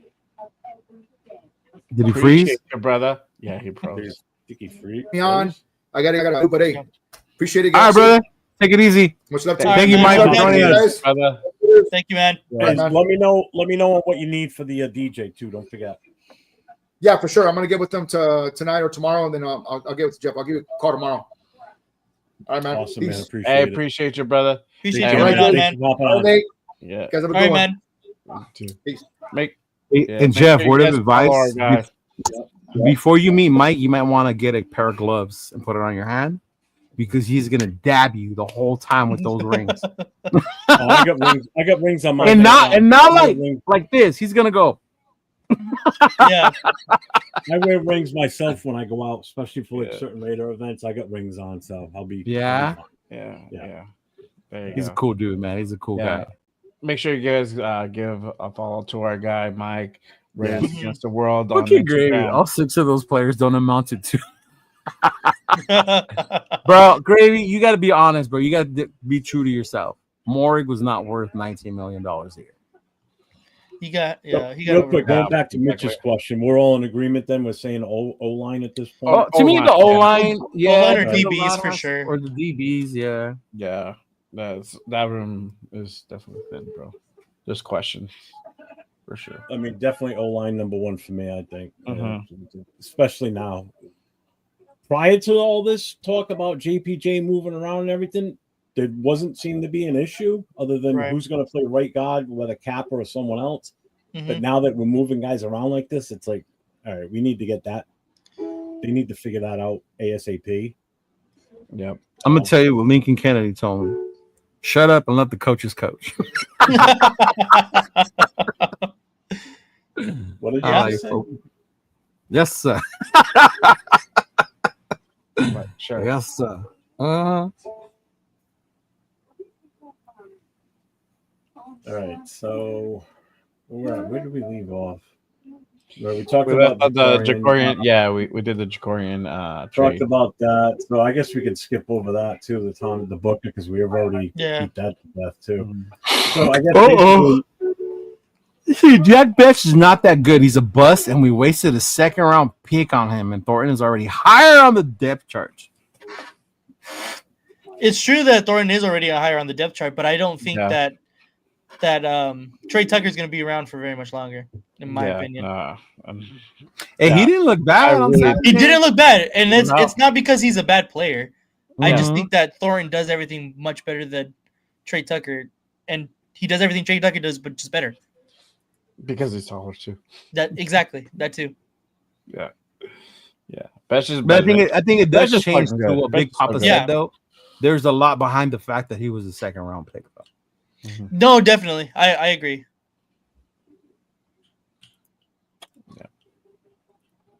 I don't need to be waiting for this dude to develop. You know. Yeah. Why? I mean, We're Michael still waiting Mayers is- 3 years for Tyrese. So what's the difference? So we might as we well know wait. Tyrese Yeah, is a bust. we know The Tyrese difference is a is bust. we know That's the thing, Tyrese yeah. is. People were just in denial. Mm-hmm. We waited 3 years on him. We might as well wait 3 years on. No, we ain't waiting no 3 more years. We ain't waiting 3 years no more. No, Fuck that. no. Besh will be the third receiver on the depth chart Yeah. by the end of this, by season's end for sure. Because I think Thorin, if he develops into what we think he can be this year, he's definitely going to be second. But I think that Besh is going to definitely carve out a role for himself. I think Thornton. The big thing with Thornton is just his speed and his height and size. I mean, he just fit that need that we had for that type of skill set. You know. Yeah. Yeah, but there's so many little things to wide receiver, and if you play Churchin and Tucker, that's where he struggles is his placement, where he's doing his cuts and his route. So when they place the ball, he lands out of bounds. You know, and that's some of the stuff Thornton has to learn too. You know, where you're gonna run your route at, where you're gonna hit the angle, so that if Gino does put it in a certain spot, you have a chance to get the ball and stay in bounds. Yeah. Mhm. Yeah. It's a contract year for Tyree Wilson. Hoping this is his year. Haha. Yeah. Right. Like I always say, my signed picture in the jersey in my closet. Hope so too, Doc. I know, right? Him and his swim move, bro. Yeah. Oh my God. Oh man. See that today? Him and his get off. Him and Yeah, Matt Leo posted it. Yeah, I posted it. Mhm. Oh, that's right. That was in our chat. That's right. I forgot. Yeah. Dude, I got so many fucking Instagram chats. Oh, excuse me, Mr. My Popular. bad. I know. All right. Jeez. Hey, That's get why an you NFL get an NFL That's team why- in your backyard, and you'll That's see why what you happens forgot to about you. Lonnie Johnson. You were too worried about your social media. There you go. Not the, it's just everybody. I told you, man. My battery on my phone dies like crazy because I'm constantly on the phone with people calling and trying to figure things out for that Patriot weekend. Well, you got to upgrade from that Nokia phone, bro. Not a Yeah. Nokia, bitch. I'm moving on up, bro.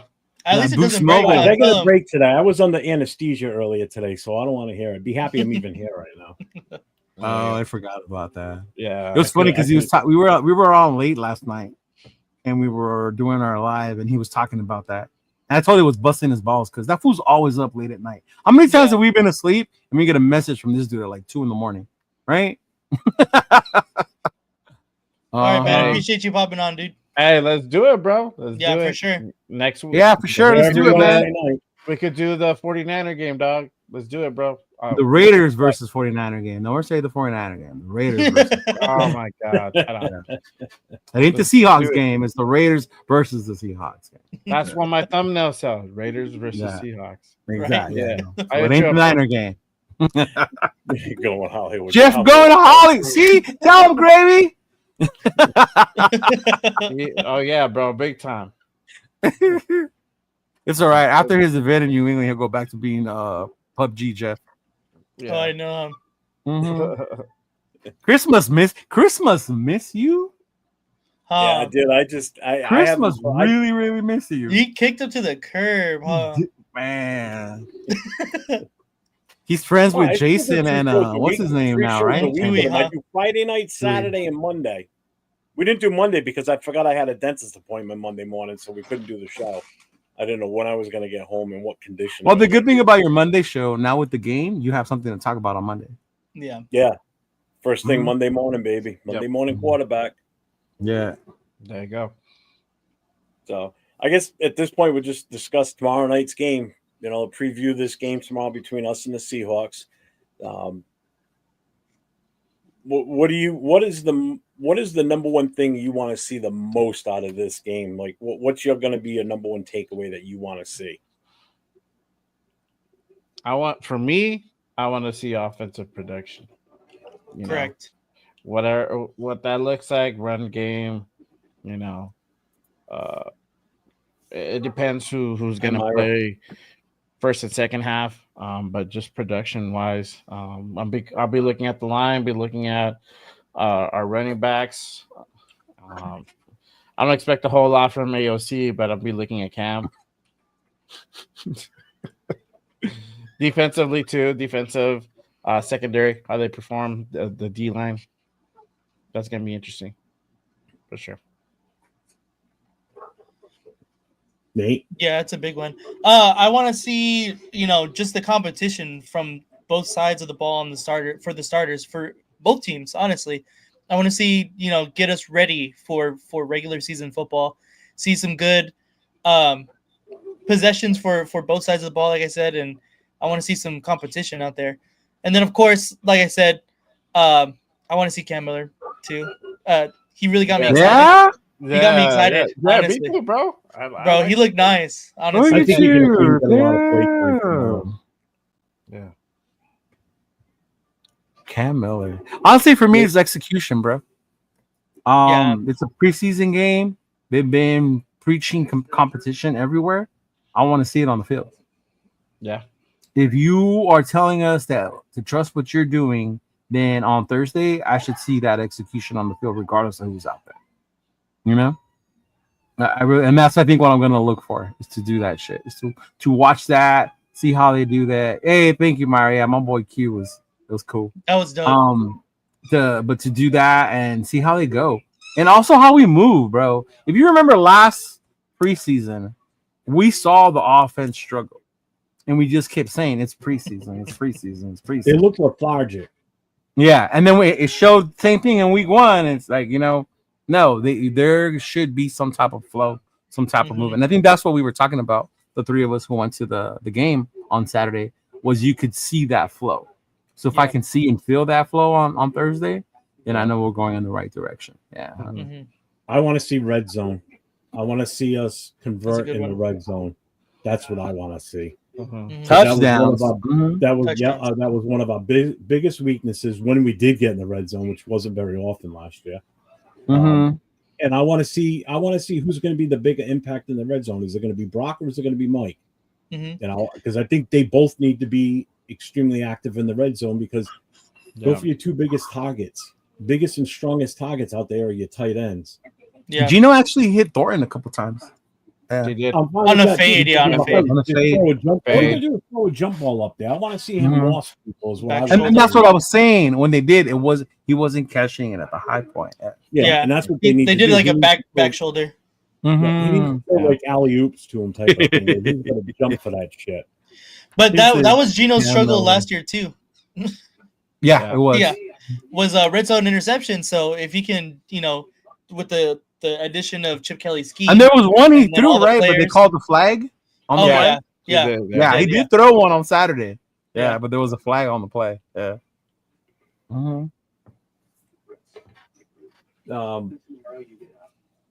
So I mean, how much do you think we're going to see the ones play? Like, let's say Genty. How long do you think he's going to be in there for? Not long, man. One possession. I think the starters play one possession. Maybe a drive if we're lucky. Yeah, that's kind of what I was thinking too. Which is not bad though, because we really got to figure out who 3 is. Is it McCormick or is it Zeus?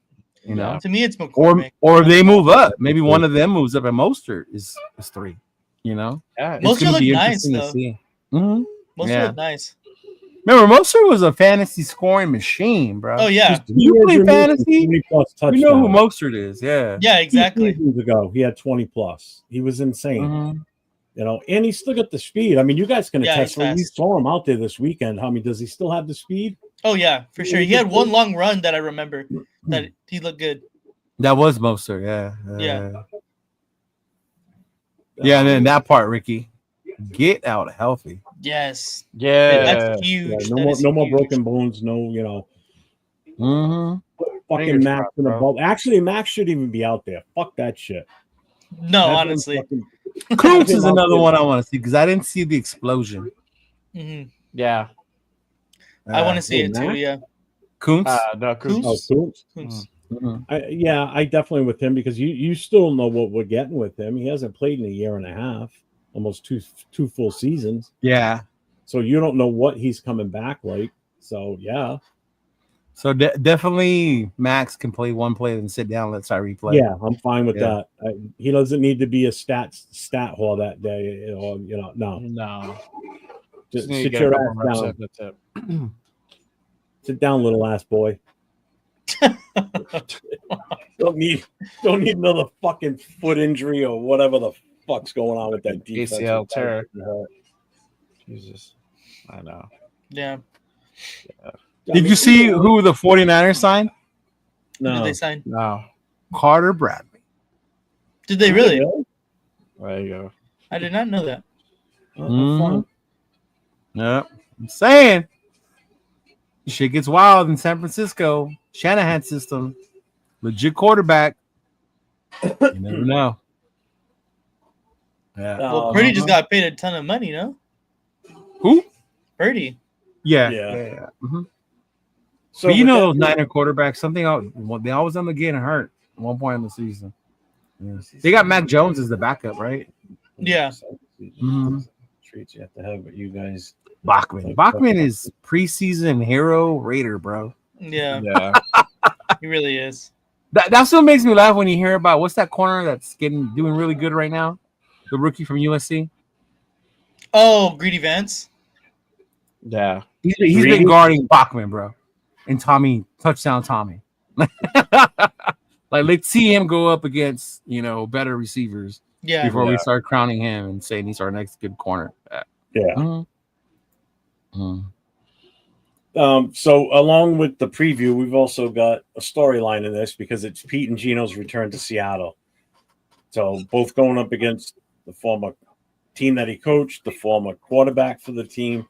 How long do you think Gino is going to play? Are you guys on the same page with him as Gentry, where it's like one series and he's out? Yeah, I think it'll be a series and that's it, bro. Yeah. Mhm. Yeah. Mm-hmm.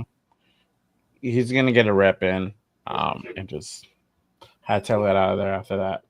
Unless that rep is horrible, then I could see him going back in. Like a turnover If he type goes of in thing or there, something. yeah. Yeah. I don't see that happening though. I think Me either. he just looked too good that I don't think that happens. No. And they want to emphasize the run as well, so I think that I don't know Damn. what happened. Yeah. Another Master Chef is dead, Jeff. Who? Janine Campos. She was the Mexican girl. Mm-hmm. Really? She's dead at 38. Did you see that Amber L was actually a suicide? They deemed it. Yeah, I remember I read that Really? to you. That happened a while ago, and I was like, yeah, but it was a suicide. Yeah. Yep. I did not know that. It's probably because she couldn't take dealing with all those worst cooks in America anymore because they were that bad. Oh God. It's so stupid. I liked her show too. I liked that show. I liked her. She was cool. Yeah, no, she was cool. So which one was that one? Was it from MasterChef? Yeah, she was from MasterChef Mexico. Uh-huh. Oh, MasterChef Mexico? No, she was in MasterChef, but she was from Mexico. Oh, Mhm. damn.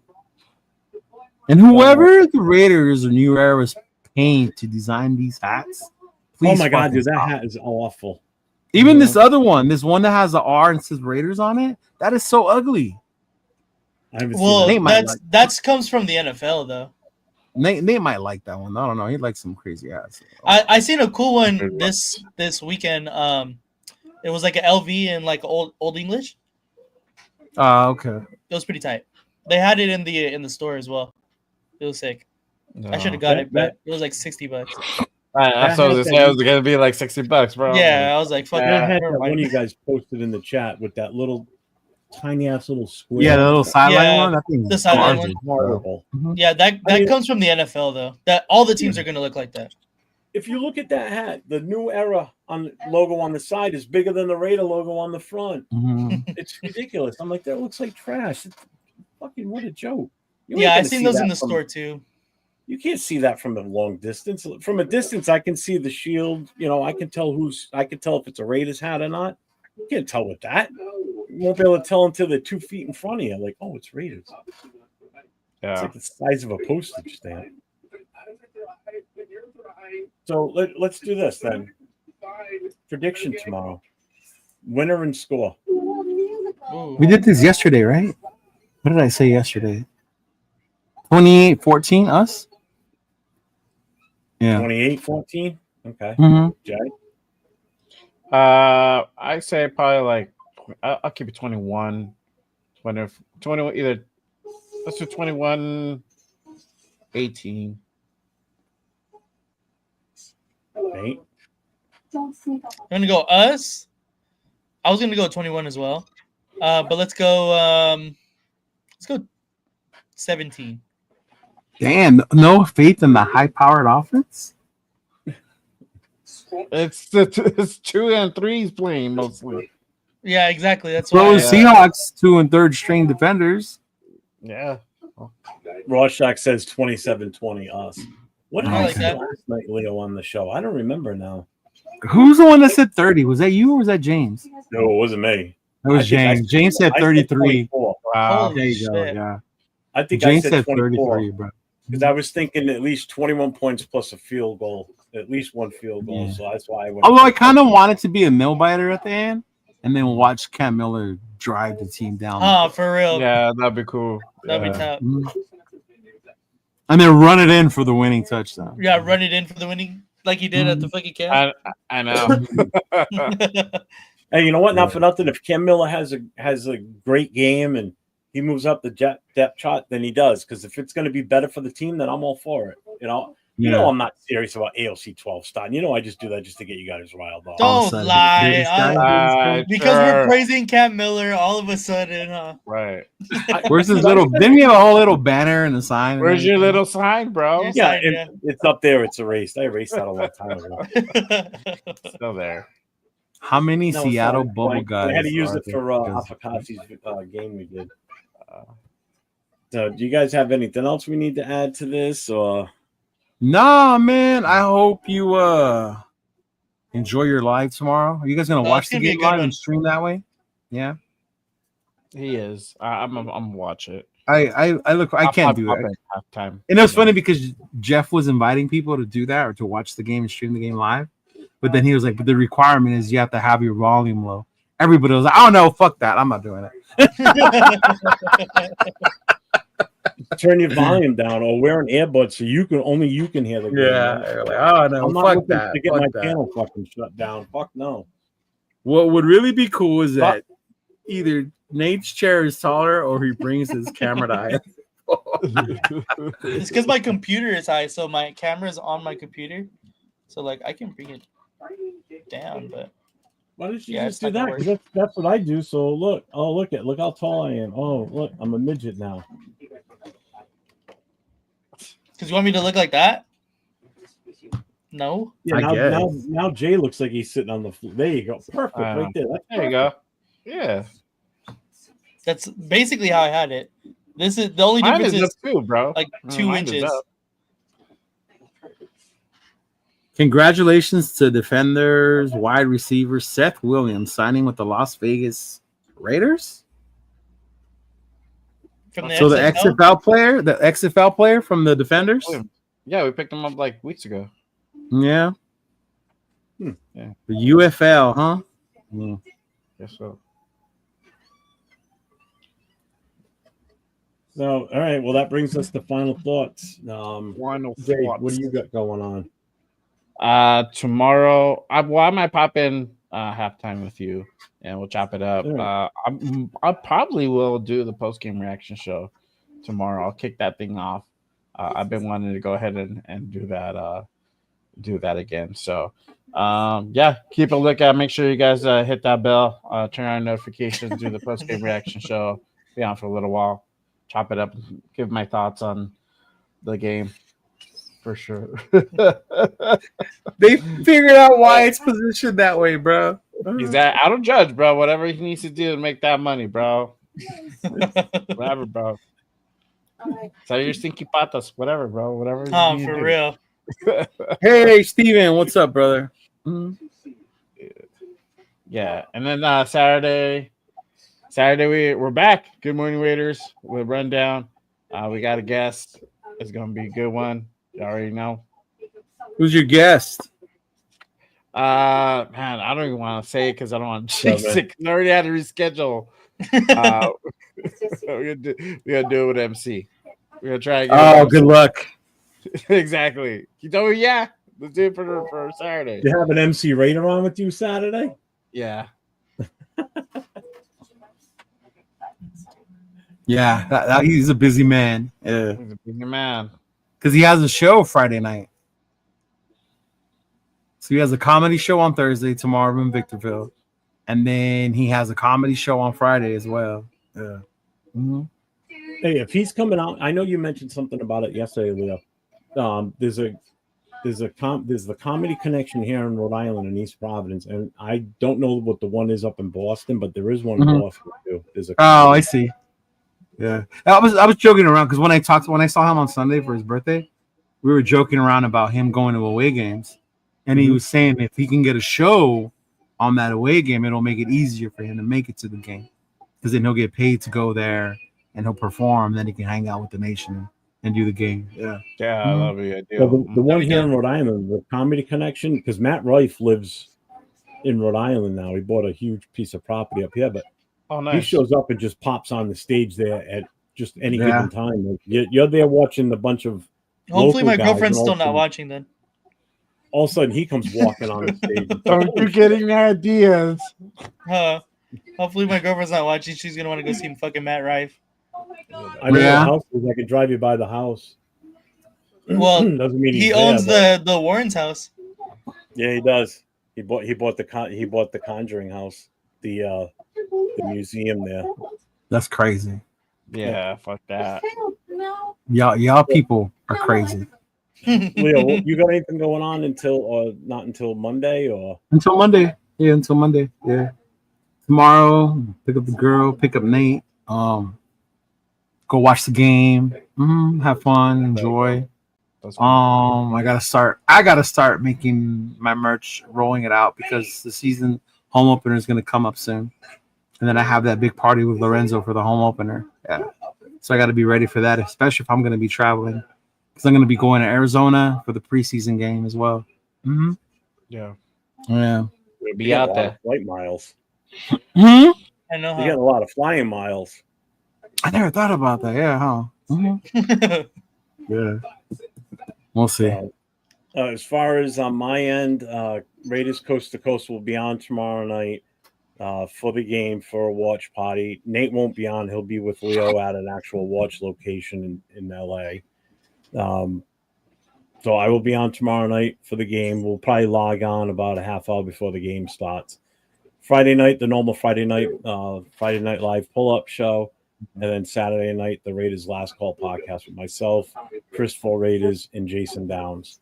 We will be back at it Saturday night discussing the results from Thursday night's game.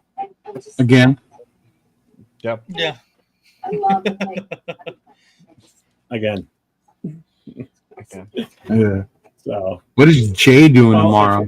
I'm doing the post-game reaction show, Rorschach. I think he means for the game. Oh, what I'm doing for the game? I'm just watching it.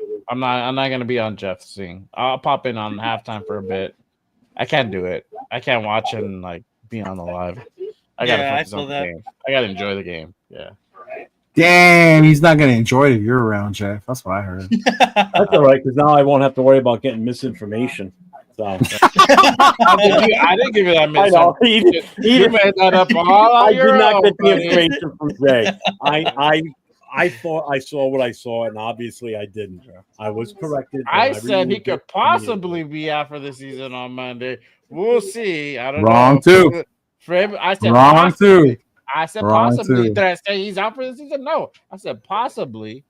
I don't know. Don't look too good, but he's gonna be gone for most of the season. Hey Jay, how deep is that hole you're digging right now? Right? I think it's shit. Leo thinks he's digging a hole for me, but nope. I was like, wait, no, he's not. The motherfucker's only gone 6 weeks. What the fuck? I said no. I don't know. I thought I heard he was out. We'll see. My bad. I was traveling. Possibly. Hey, the way our guys get injured, they injure themselves, and then 4 weeks later they do something stupid and re-injure themselves again, and now next thing they're on the Crocs and shit in the fucking gym. Yeah. Yeah. Thinking of the fucking Jets next and Backstreet Boy, Crocs. bro. This time they'll catch him doing the fucking Macarena or something instead. Did you see Cam Newton was going off on him? I didn't watch the video, but I seen that. I haven't seen it, but I heard he did. Yeah. Because Marcellus Wiley went off on him too. Oh, really? But he also went off Yes. on the guy who went to HR. He's like, I don't know why there's an HR. There shouldn't be a fucking HR. You're a grown ass NFL player. You don't need an HR. And I was like, well, that's just not good business practice, but still. Hey, when you're in the NFL, your HR. If you're a player in the NFL, NFLPA is your HR. No, dude, the NFLPA is like in the shittiest position. It's been in. Years. Oh yeah, bro. It's in shambles right now. The HR should be outside of the training facility on the main road. That's where your HR is. You go out there and set it like two men. That's your HR. Again, that's just not good business practice. But you touched me in the north. I get what you're saying. You know, I don't think we had an HR in the military. There's no way you didn't. You had a no. You know what we had? We had a form you could fill out to file a grievance. There you go. And you know what they did with that form? You gave it to them. They wiped their ass with it. And they fucking continue on with their life. HRs were never a thing like 30 plus years ago. There was no such thing as an HR. Oh, fuck. There wasn't. There was whoever your boss was, you took complaints to them, and that was it. There you go, Rorschach with the fucking rumor mill. Don't tell my girlfriend that. Hey, possibly. Possibly, yeah. It could be, might happen, bro. Yeah, they're gonna be alone in a house here in New England. So you know, I'm surprised you're letting that happen, Pops. That'd be against your rules. A little proposal going on the East Coast trip. Hey, you guys better not be floating around down there. I can hear some shit going on. I need HR for this podcast. No, We don't want to talk to anybody. Steven, we needed HR back in the Monday ones when we had you on there and we said James go wild, bro. That's when we needed fucking HR. Oh man, telling money Chuck to go do this and go do that, and oh god, those are crazy. That was crazy. Yeah. Mm-hmm. All right, man. I'm gonna get ready for my training camp visit to Kansas City. Prestige worldwide. To Kansas City. You're gonna wear your all Chief stuff? Right? Just borrow it from your brother. There you go. Oh, I know. Although I did have to wear a Chiefs shirts one year when we were kids because I lost the bet. Mm-hmm. All right. I was gonna say, like, did you lose a bet? Yeah. Okay. I think we were both in high school at the time, and I had to wear his shirt, and he has a picture of it actually, motherfucker.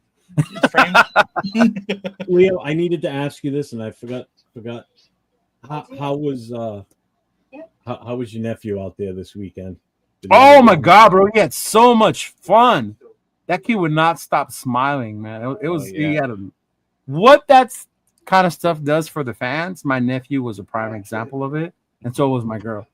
We got there. I told them to go to the club area because they wanted to sit in the black hole. But I'm like, cool, but you can't see the players. You got to go to the club area. So she took them to the club area, and they saw Pete. They saw a bunch of players. Came back with fucking Raider donuts. Big ass smile. Like Raider donuts. Raider donuts. Raider donuts, yeah. Yeah. Pink box. Pink box. Pink box. Raider donuts. Pink box in there, yeah. I was like, what the hell is this? They both look at me. We got you one. Okay, you're good then. They were nice. But nah, man, it was cool. He had a lot of fun, bro. I think one of the videos you put up was he's like standing there, like dancing slow, walking towards you or something too. Oh, he was doing the penta walk. Yeah. Oh, I was laughing my ass off. Yeah. He's having a blast. And I forgot. I wanted to ask you that earlier in the show, and I forgot. Yeah. Oh man, he had a blast. He had a blast. He hardly got on his tablet. I think his tablet was on the floor during the fucking practice. Bro. Yeah. It was like, watch out. So man, he had a blast watching the players. He yelled, trying to get autographs. He became our lookup guy. So if we didn't know who a person was, he would look it up on his tablet to see who it was. Mm-hmm. You put in the work. Good job. That's cool. Yeah, but he had a fun time. It was funny because he had questions. there was an illegal man downfield penalty called. So then he asked me like what that was and why they call it. So I explained it to him, and he goes, "Okay, cool." Yeah. So that boy's loving himself some football. Yeah. Mhm. That's awesome. Well, that's good. You know what? He's asking those questions like that about the penalties and everything. So when he gets older and starts really understanding the game even more, Yeah. he'll be fine. Well, I mean, he got a little. I get to see those yellow flags a lot as we usually are. He does like what any kid. You know how you recognize certain people because of the numbers, but not when they're not in uniform. Yeah. Oh yeah. So when we met up with Q afterwards outside, he told us to wait. We met up with them. So we started walking towards our car. He's wondering what player that is. I could hear him ask John. And John's trying to pay attention to what we were talking about. And then it hit him.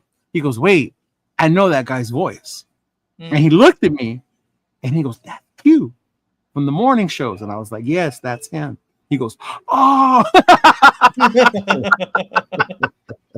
Like it took him a while. He's like, "I thought that was a player." But then once he recognized his voice, he was like, "Oh, wait a minute." Like, yeah, he knows who that is. But he had a lot of fun, man. Was Raider Dad was there this weekend? Josh and them? They were there. Did you go? No, I was like I told you, I was in the other area. From the videos Yeah. I've seen, they were sitting closer to the club area where Nate was. That's cool. Well, it sounded like you guys all had a good time. That's good. Yeah, it was fun. It was fun, man. Cool. So, Yeah. All right, everybody. Everybody have fun tomorrow night watching the game. Hopefully it's a good outcome, even though it's preseason. Still take the W no matter what.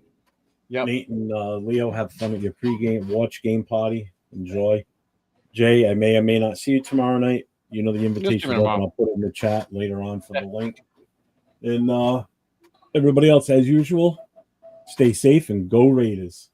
Hey, shout out to Cody Rhodes for beating John Cena this weekend. Yeah, that was dope. We're gonna give it one chant here.